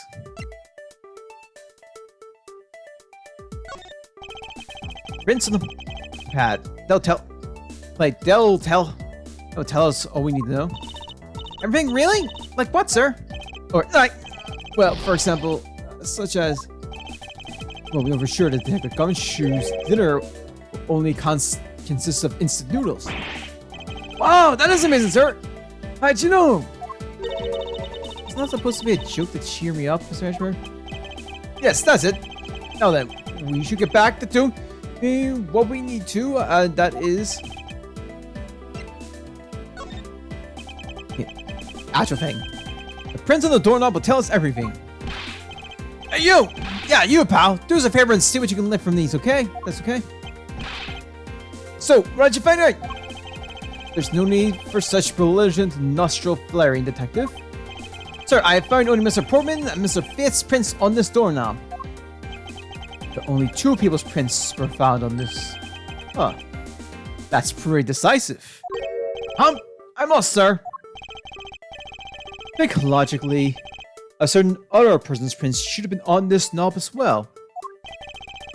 Now.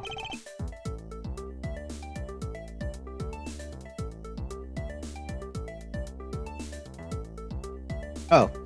I'm gonna be back in a second. I need to do something here.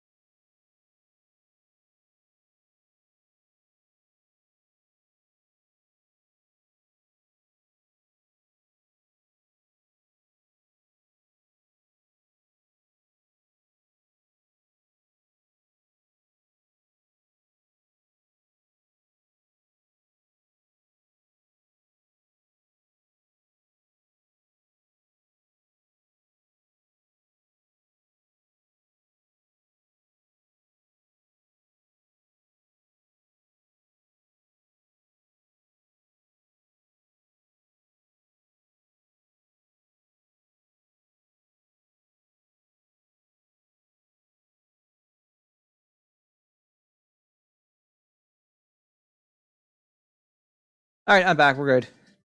Should be close to finishing this. Now then, whose prince should also be on the store now? Take that!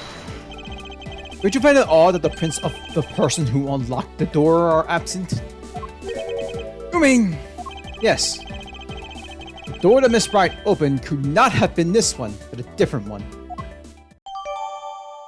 But Miss Bright says she unlocked the store, but her prints are not found on the door now. What do we have here?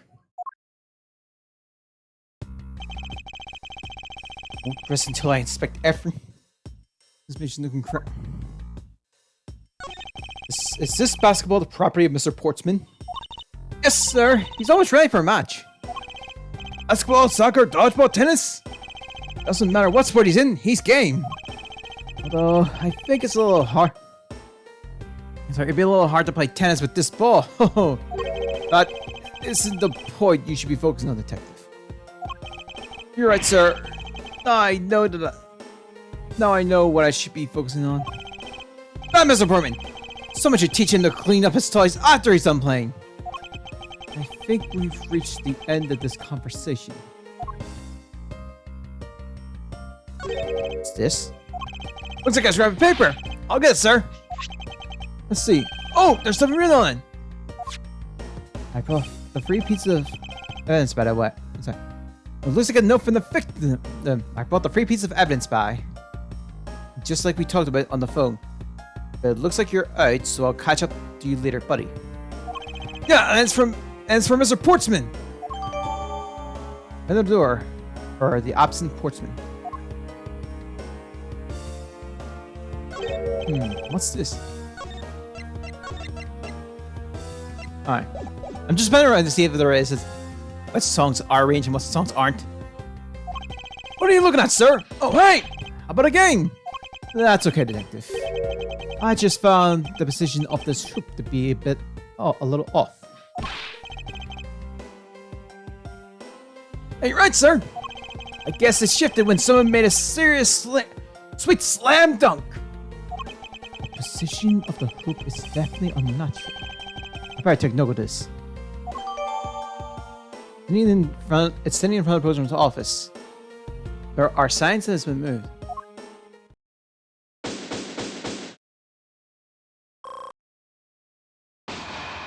Walking around in this hallway has actually paid off quite handsomely. How so, sir? In a variety of different ways. I think it's time we had a little chat with the real culprit of this case. You know who the killer is? Wow, Mr. Ashworth. As long as my logic is sound, then yes. The mastermind you heard this behind this murder is none other than Mr. Portsman. What? Mr. Portsman? I knew it! That's exactly what my logic senses were telling me too! I suspected it was him from the incident he accused Maggie of being the killer, sir! That is anything but logical.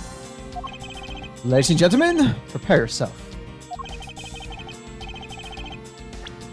Come what may, it's time to knock on Truth's door.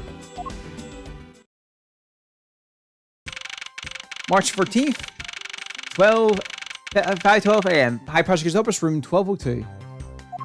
Mr. Portsman, I finished proceeding. I'll say the bloody letter, sir. Alright, let me take a gander at it. Pass it here. Okay, looks good. You there. Take care of this. Oh!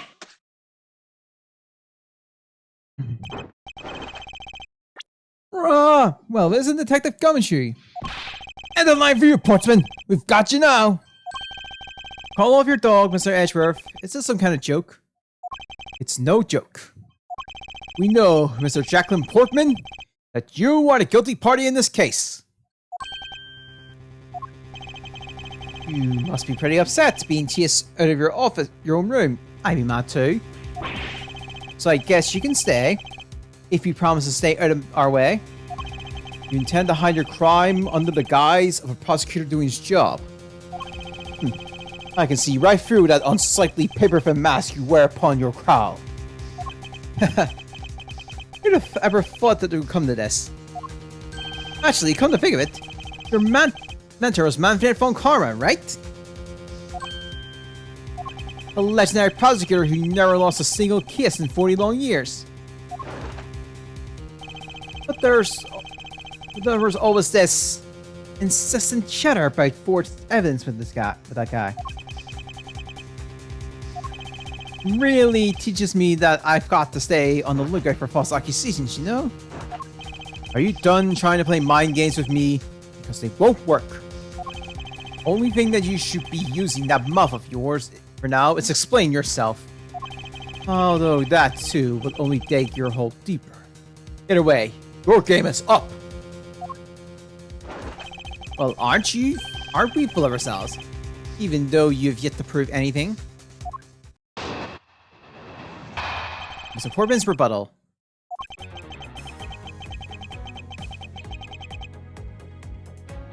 Alright, I gotta say. It is remixed! But I'll stick with the remix for now. I want as loud roll. I have no idea what sort of harebrained idea you have in mind, but there's a mountain of evidence that points away from me being the culprit. Besides, I may ask, do you propose I unlock your door to get in here? Look, I feel bad doing this to you, but I've got work to do, so we done here? Sorry, but we are not finished yet. Oh, you're stubborn.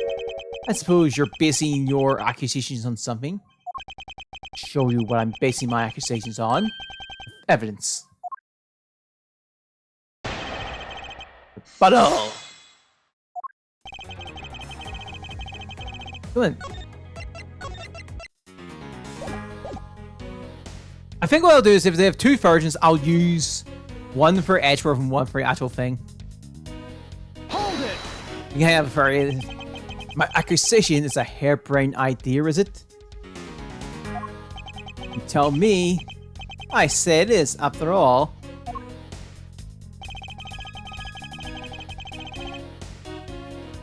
I forgot how good the Edgeworth music is. Hold it! I remember I announced the trip being really cool. We're one of the best ones as well. Oh, and what, pray tell, kind of evidence are we talking about here? This Jim is my partner, so you can't say I had a motive for killing him. And that's it.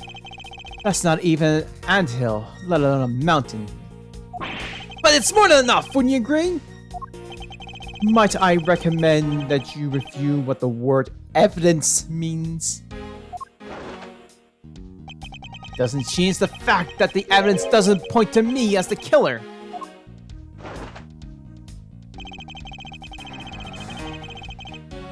Hold it!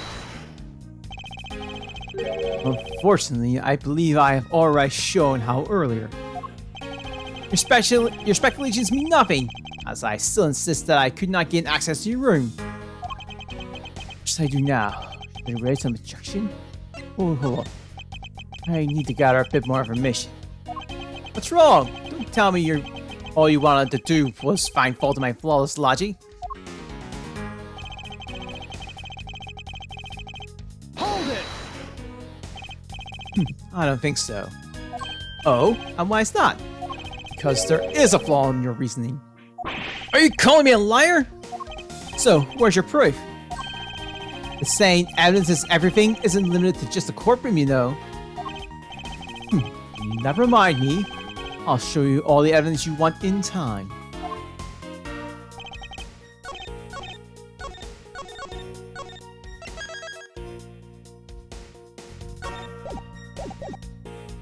Hold it!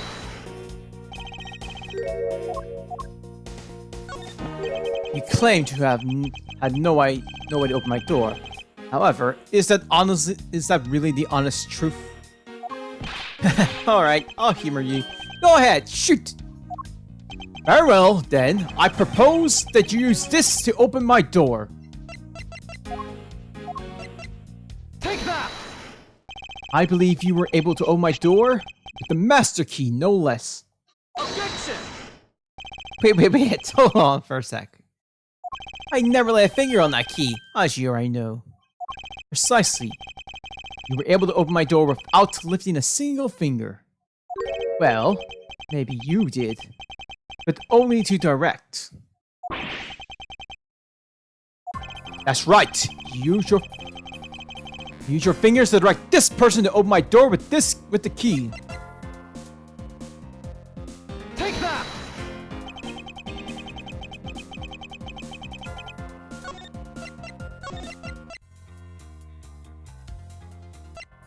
We'll keep the original for this one.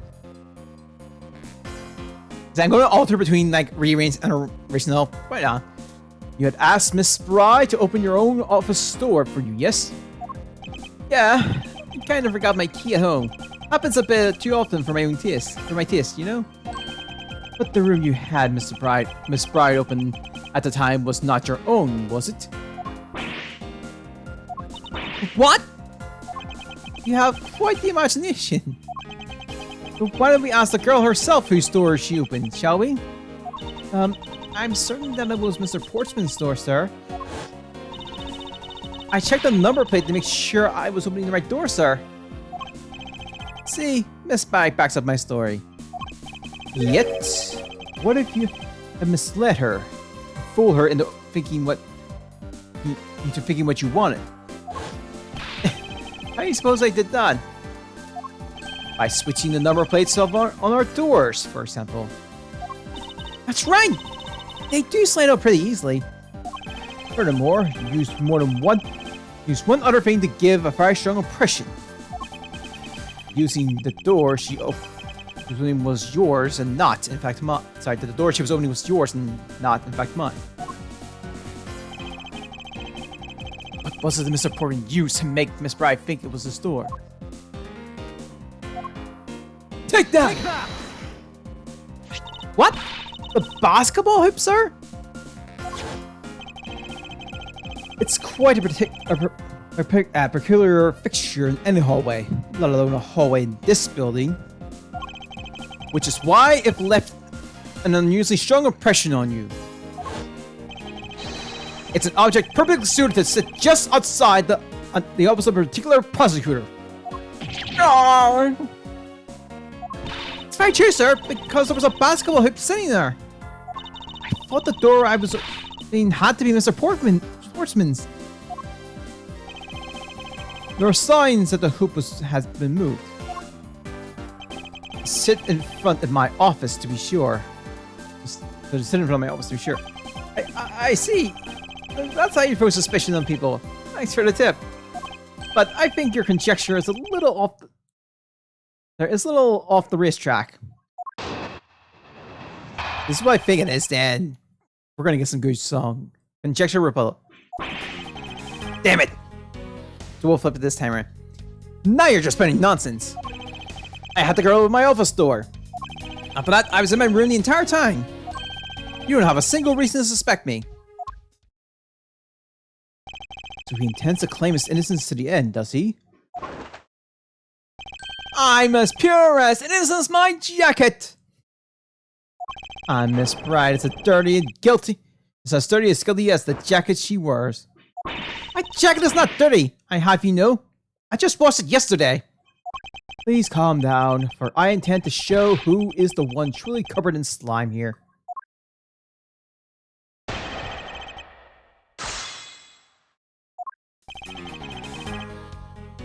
Okay, first off, change the song. So I might as well just rotate the songs. It's not, man. These songs are bangers. Hold it! Nonsense, you say? Yes, because I'm telling the truth here. Hold it! Using the master key, of course.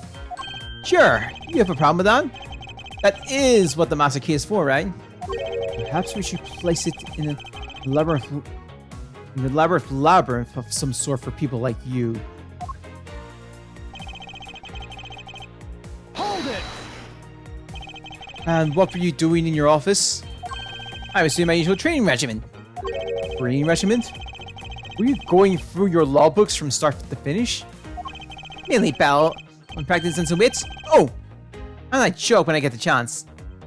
Wow, you must be the buffest prosecutor we have. The weakest legal muscles, it seems. I haven't seen him usually work out, so... Hold it! I think I've given you quite a few reasons, actually. Objection! But none of those would stand up on their own. Objection! Then what about all the evidence? Objection! It's all circumstantial. No judge would confect on such flimsy evidence. Seems to be trembling a little. One more little push. All I have to do is find the flaw in his testimony.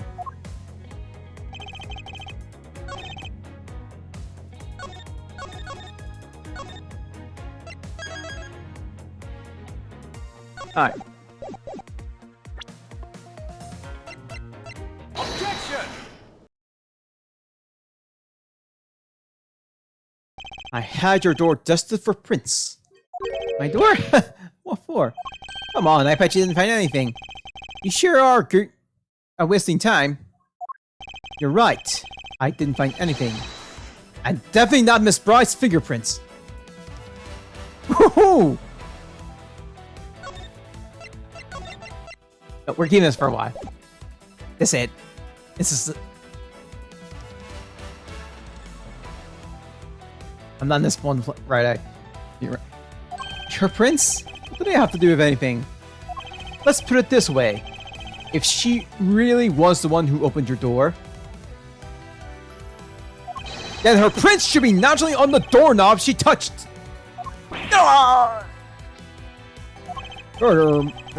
All the prints on my doorknobs have been wiped clean off. I can only assume it's because Miss Bryce's fingerprints were on it. Objection! But it doesn't change the fact that I was in my room the entire time. Is that really a fact? Or is it fiction? Hey, would I lie to you? I have here proof that you were not in your room the entire time as you claim. Take that! This is a note that the victim left for you, Mr. Portsman. Nope. It was left under your door. Or did you not notice? And it says right here, but you're out. You were not in your room when the victim came to call on you. So then, where were you and what were you doing? Ah! Don't you think it's time to give up your charade? You know you stole it into my office with the intent of stealing something from me. And Detective Faith found you out. Possibly because he heard sounds coming from the room whose occupant was on leave. So Portman, you killed Mr. Faith to silence him. And I had the misfortune of returning when I did. And I had the misfortune of returning when I did. You had to threaten me as you escaped. As I said when you had the gun to my back. No one gets away with committing murder in my office!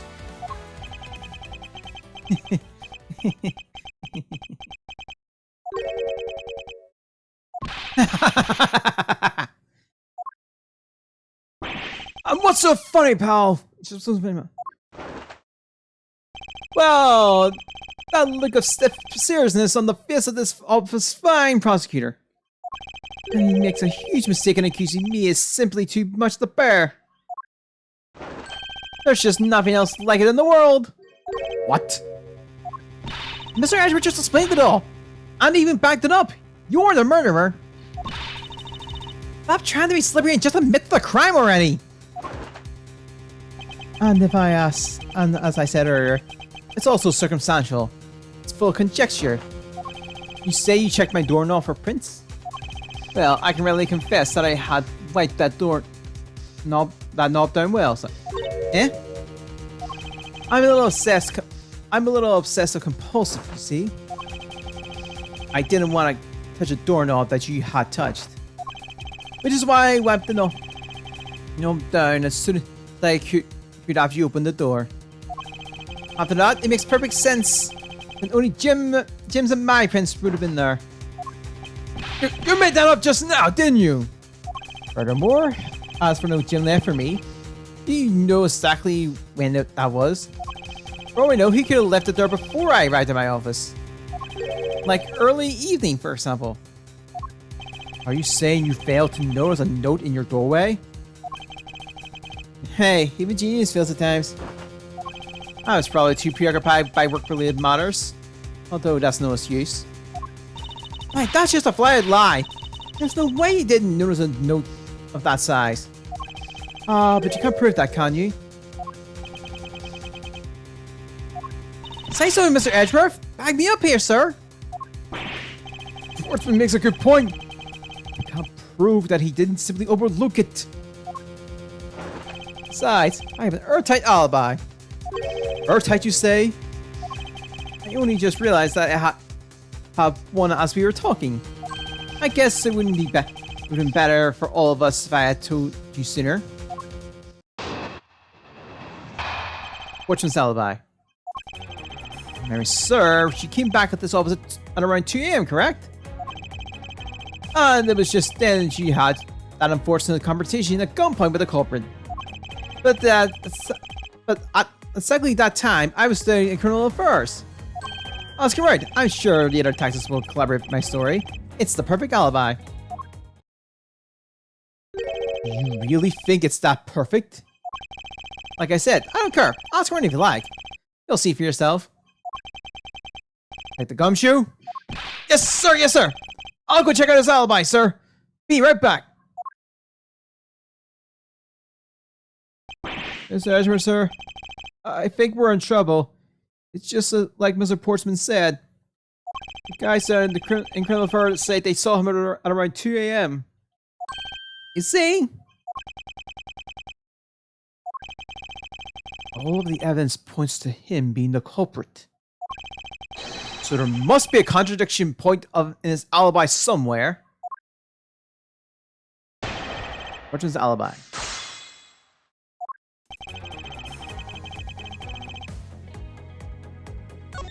Change the song. I'm gonna save.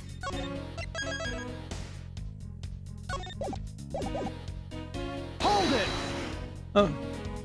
You are correct. It was around 2 a.m. Are you sure? It's really important to me that you're spot on at the time. I remember checking my watch then, and make no mistake, it was 2. Ooh, giving testimony like a pro. Okay, so you came back to your office at 2.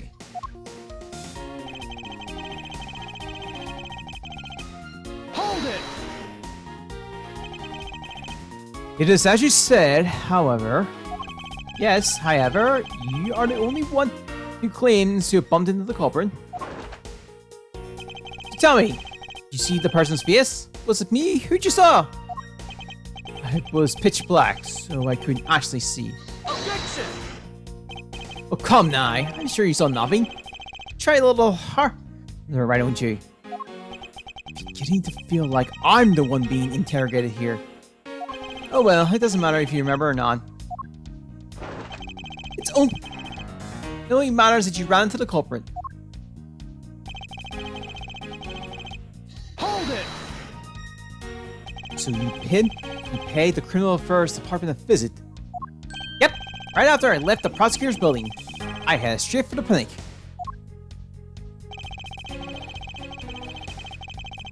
Hold it! Well, you did go and ask around to confirm your testimony. And it was just as I said, right? Yes, sir. A number of detectives said that they saw... Yeah, that they saw you at around that time. See? I had the perfect alibi. Sorry, I have the perfect alibi. That's the inside. I had it on my sleeve. Arrgh. Possible. He actually does have the perfect alibi. What's wrong? Why the sudden sulken look on your face? Don't you say anything back, Mr. Edgeworth? I think we've reached the end of the line, and it's time to get off this crazy train. You there, sir? Please escort the young lady out. But remember, be gentle. Maggie! Time to come, Shane! Is there nothing I can do? There must be a way to turn the situation around. I don't have a clue. Did I miss something that can help me cast doubt on his alibi? I'm sworn to the intruder I met could not have been Portman. Who could it have been? I need to calmly think this through one more time. And with logic.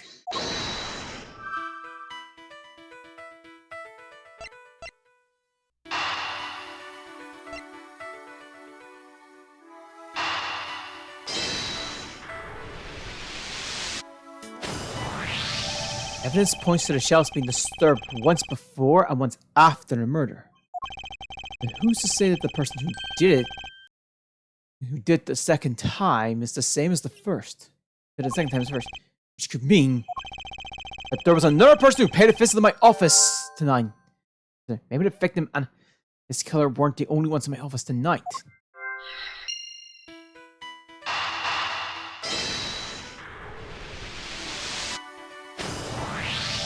Indeed, there were two culprits. Then that resolves the contradiction behind our murder weapon. Wait. Oh, it's the same regardless. Despite the fact that there are two they actually used the same song. Okay, cool. Despite the fact that there are two bullet holes in this room, the murder weapon only shows signs of being fired once, leaving the possibility that the other bullet was fired from the other visitor's gun. Or, I suppose the second culprit's gun was the one that was pointed at my back. Objection! Mr. Portsman, it seems that I need to amend my assumptions regarding this case. Great! So you finally come to your senses. Mr. Edgeworth? Sir, what are you saying? This has been a big misunderstanding on my part from the start. I had assumed that the person I ran into was the killer, but that may not be the case. What do you mean? The person I ran into was just your average thief. A thief? But sir, doesn't that cause some sort of contradiction in the facts? Not at all. It simply means that the killer was someone else. And it means that in actuality, two culprits stole into my office tonight. What do you mean, two? I'll explain both why my shells were disrupted twice and how there were two guns. Mr. Portsman tricked Miss Bride to gain entry into my office. Objection! Now you're just leading the argument? You still don't have any actual proof, you know. If you could please go along with my hypothetical scenario for now, Mr. Portsman. In the end, if you really are innocent, you should have nothing to worry about. Then, returning to my scenario, so Portsman was out to steal something from me. Which is why he checked my secret safe and ransacked my shelves. This is the first time. But then, this wouldn't be... It's to me when the files were put back in the wrong order, right? Correct. And then, just when he was about to look somewhere else, who should walk in but his own partner, Mr. Faith. But why did Mr. Faith come into your room, sir? He probably had business with Mr. Portsman, which is why he was in the area. But that's when he knows sounds coming from my office. This would be my guess. Oh, because you were supposed to be away, right?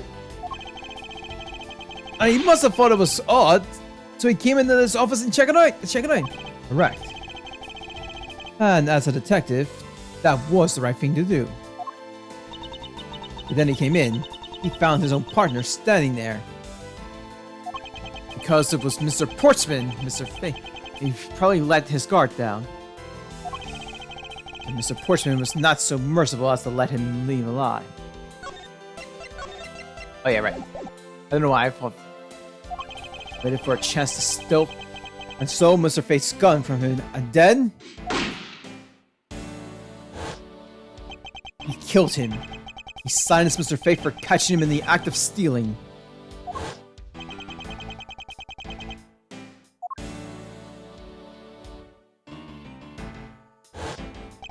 That was the moment in which the first shot was fired. The one that landed in my files. Following that, Mr. Portman wiped the gun down and left it behind as he made his exit. He could afford to do that because he had also left the fake dying message behind. You're such a complicated troublemaker, you know that? Well, if things were as simple as that, then all would be solved. However, there was yet another visitor to my room, and this is where things get complicated. There was another? Visitor, sir? Yes, and this other person's objective was to also to steal something from me. Now then, even after Mr. Portman's left, the door to my office remained unlocked. However, this new visitor had no way of knowing that, and so they stole the master key from the security guard's room, and then entered my room and searched through my shelves. That was the second time they disrupted, and it seems the thief found their prize. The stolen S file, the stolen 0 file, right, sir? Correct. Only just as the thief was about to leave with the files, I appeared.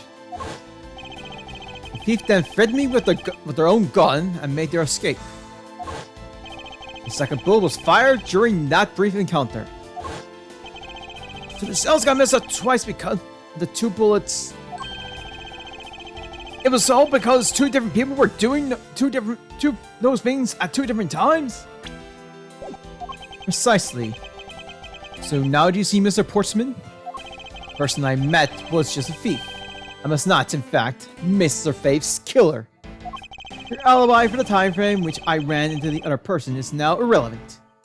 Because we now know that the murder took place during the first culprit's visit. Objection!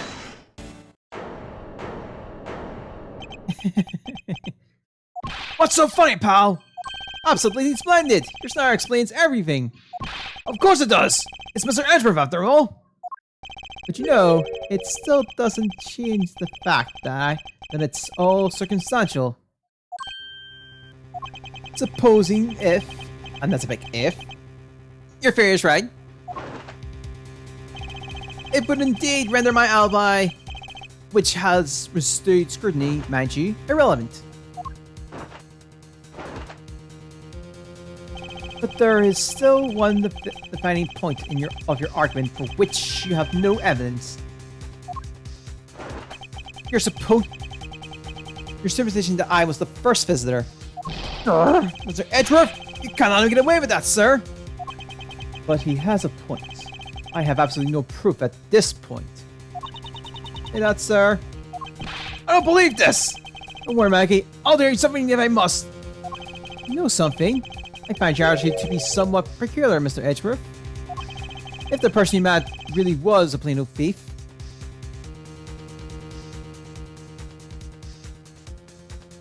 Yourself, hey Donnie, thanks for the help. Hope you're having a good day.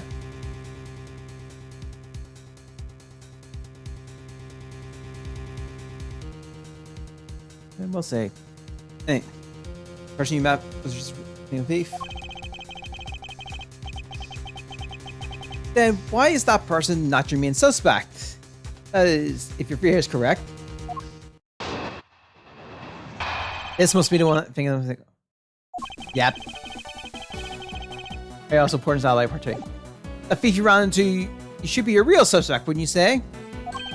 You should be out there looking for that thief right now. I might still be nearby. I hate to repeat myself, but as I already said, I was training in my room. And when Jim came to deliver some evidence to me, I was in criminal affairs. I can't be expected to know what happened around here after I left. Do you think we should be out there looking for the thief? Of course! It's the time to be having these dead-end discussions. Isn't the time? That isn't the time. Sorry, night isn't the time. Sorry, night isn't the time. I don't think it's all at all dead-ended. I find your alibi to be fascinating. Let's continue where we left off, shall we? I know he's lying. I know he was here at the scene of the crime. I just have to find a way to prove it.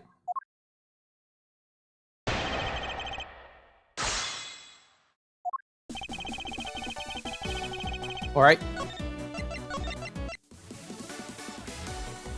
Damn, why did the remixes also... Why do they remix of this game such bangers too? What's the siren called actually? Confrontation ladder. Okay. Hold it! Actually, no, I wouldn't. Why not? That's elementary. The dying message, of course. Mr. Face's killer very clearly left those letters on the spines of those files. And it was after they were left on there that the thief stole one of them. You mean the Zero Fox, right? And that's how we also know the letters themselves were set up, and not from Mr. Faith.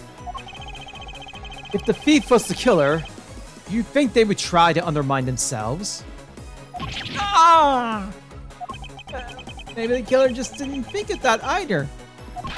Yes, that must be it. Maybe, just maybe.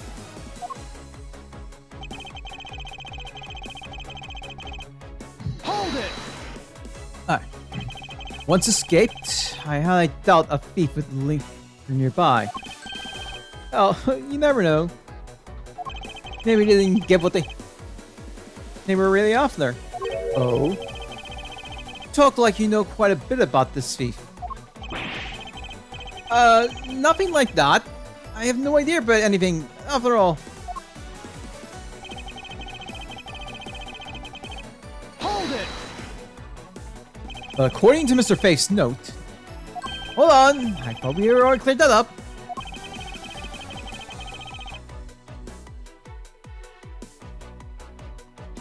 Didn't we say that Jim left that note for me in the nearby evening? During the early evening? If you have proof that he lived in a different time, say just before he was murdered. I don't have any, no.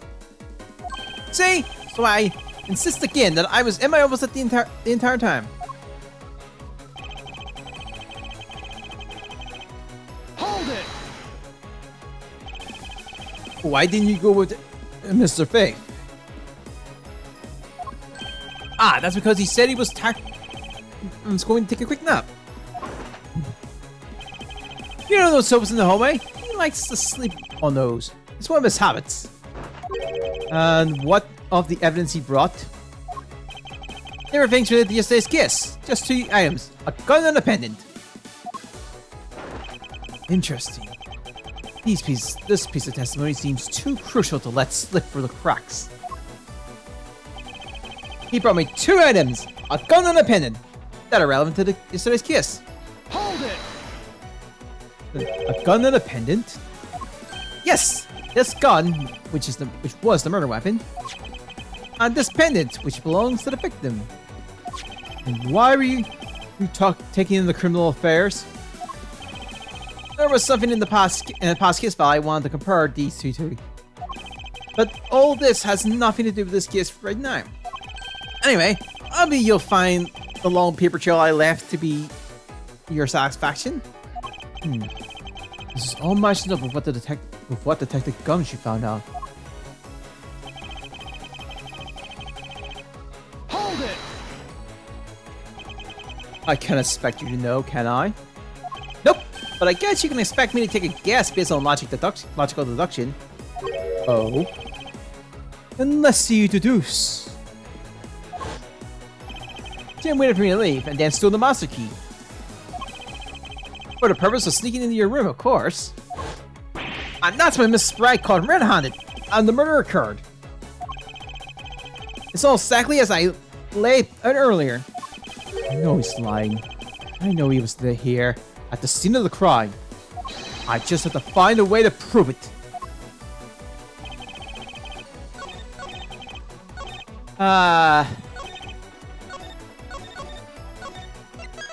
So... flaw. Objection! Only 2 pieces? I believe the proper phrase here is, you fail! Excuse me? You fail as a prosecutor, Mr. Portsman, as you intended to keep evidence hidden from me. Hold on. Oh, we'll let this one. Right. I remember I had this earlier. What did everyone play there? No, wait. Damn it. Let the jazz play. Hey, you fail as a prosecutor, Mr. Portsman, as you intended to keep evidence hidden from me. What are you talking about? I haven't hidden anything from you. Well, here's a piece I think you should read. Carefully. It says Mr. Faith was bringing 3 pieces. Yes. And this is the victim's real-time message to you, Mr. Portsman. I can't believe he gets tripped up by a similar arithmetic. Where is the missing piece of evidence? It's... You have it, don't you? Only the guilty would make such a face. Detective Gumshoe? You're not to say, sir. I'll pat this guy down from head to toe. Wait! Don't come any closer. I'm warning you. This is all part of the investigation, pal. So don't even think about stopping me. No! Hey, what's this? Yeah, he had this on him, sir. Despite what you've said, it would appear that you do have something to hide. Now, why would he hide something like that? There's only one reason why anyone would hide evidence of this caliber. Because it would unequivocally point to that person himself as the real killer.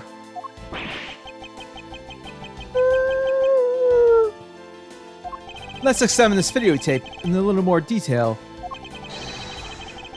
For the section of the tape that will drive the last nail into his coffin.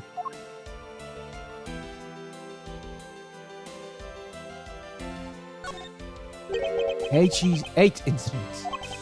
That's the police case. That's the police case number, sir. That mean this video is evidence from that case? Interesting. However, what's recorded on this isn't what's important right now. Let's give the case in the thorough once over. Oh! That's blood, isn't it? Yes, and I believe this is what the good prosecutor was trying to hide from us. This blood is still fresh!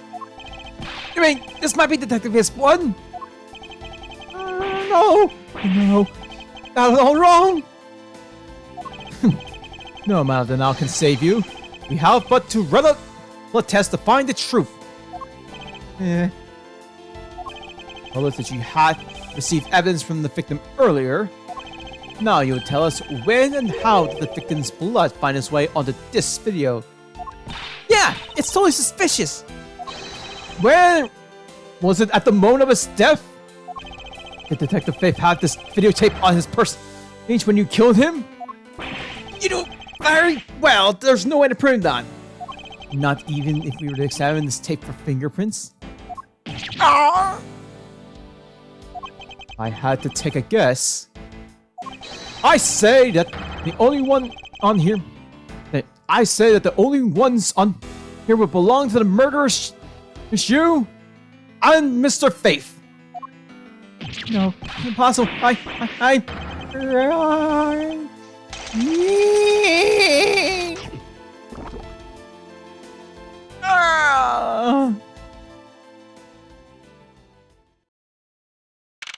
March 14th, 5:47 a.m. High Prosecutor's Office, room 1202.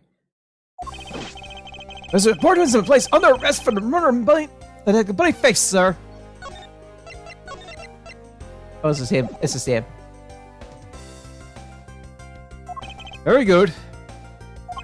And the results we got back from the lab tech on the tape turned out to be real solid, sir. The blood work came back, and it was definitely Mr. Faith's blood on there. And as a bonus, they were also able to lift a few of Mr. Fate's fingerprints as well. Thank you so much, Mr. Edgeworth. Still can't believe I got to see your cool deduction skills outside the courtroom. I'm impressed beyond words, sir. It was nothing. I'm just sorry you got caught up in a murder in my office. Please accept my apologies. It was nothing, really. Compared to what I've been through, I mean. I consider myself lucky that it was only a burglary and a murder this time, sir. If that had been a hold-up or a hostage situation, I'd throw my hands up in the air. I think I'm finally rising from a goddess of misfortune to just an unlucky person. Something tells me we should hire a different person for security detail. No, something, sir. Mr. Portsmouth really was one corrupt prosecutor. And why would you say he was corrupt? Well, I heard that there was a number of suspicious things related to his court case. There's been rumors about how some of the evidence he uses forged, sir. Forged evidence, huh? And they say he decided not to prosecute a few cases for some really fake reasons. Oh, that guy was a complete disgrace to the entire profession. He never did get around to ask what his reasons was for breaking into my office. Yeah. Where we got on that topic, he just climbed up. Although we can be pretty certain that it was to steal something. This is just between you and me, sir, but there's a rumor that some sort of huge organization is involved behind the scenes. Oh? Well. Mr. Portsmouth is not willing to divulge anything. It certainly leads a credence to that rumor. It would seem that we haven't heard the last of this. Huh? Mr. Portsmouth isn't the bad guy? I didn't say that, but rather that there are still many more mysteries for us to solve. For example, we still haven't figured out the significance of this piece of evidence.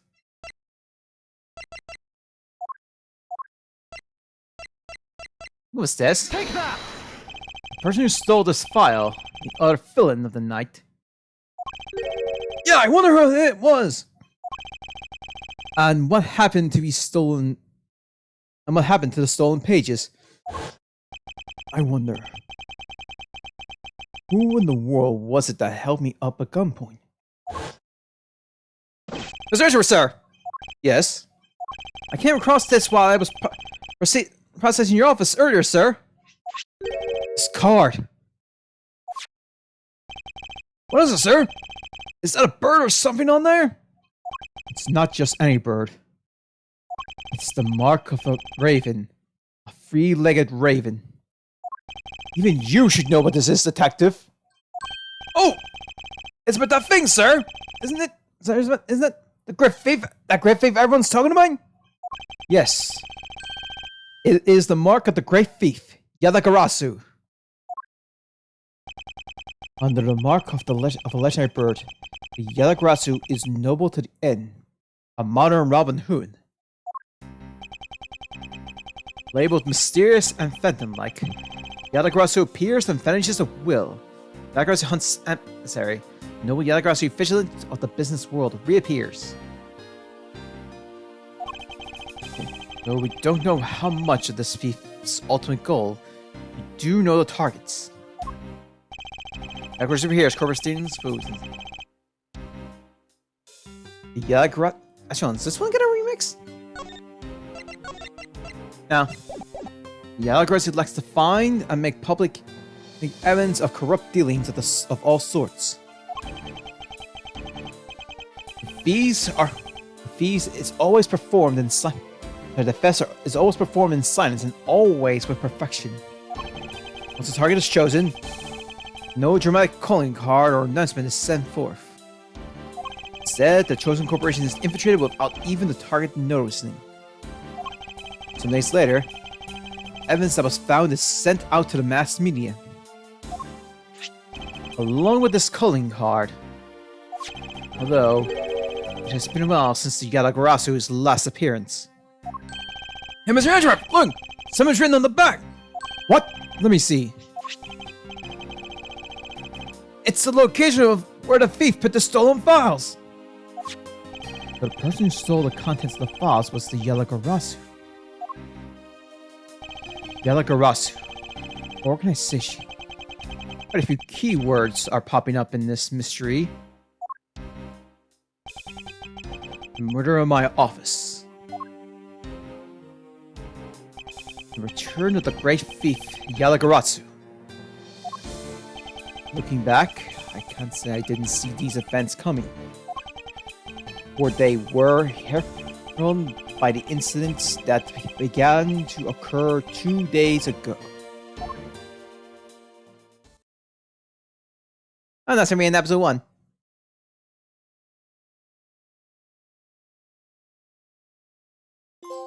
One of my visitors now finished. Should put us back to the start. Oh yeah. So we'll be doing the next one tournament. Oh, it adds the portraits. Ah, that's how you in the fact that was in their suit. New items have unlocked the gallery. Cool. Let's see them. We're only 16% of the way through. We're 5 down and 30, so we actually are sick for the. I say sick? Everything was new. New item. Oh, okay, it's so these are events in the story mode. The compendium.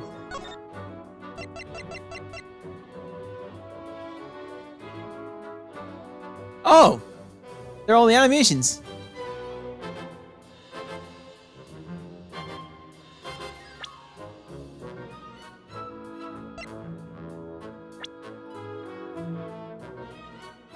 Did they get bloody 5th animations?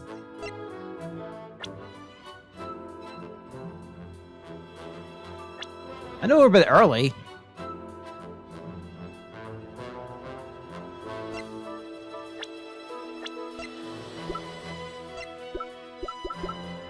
Huh. Yeah, there were still more we missed.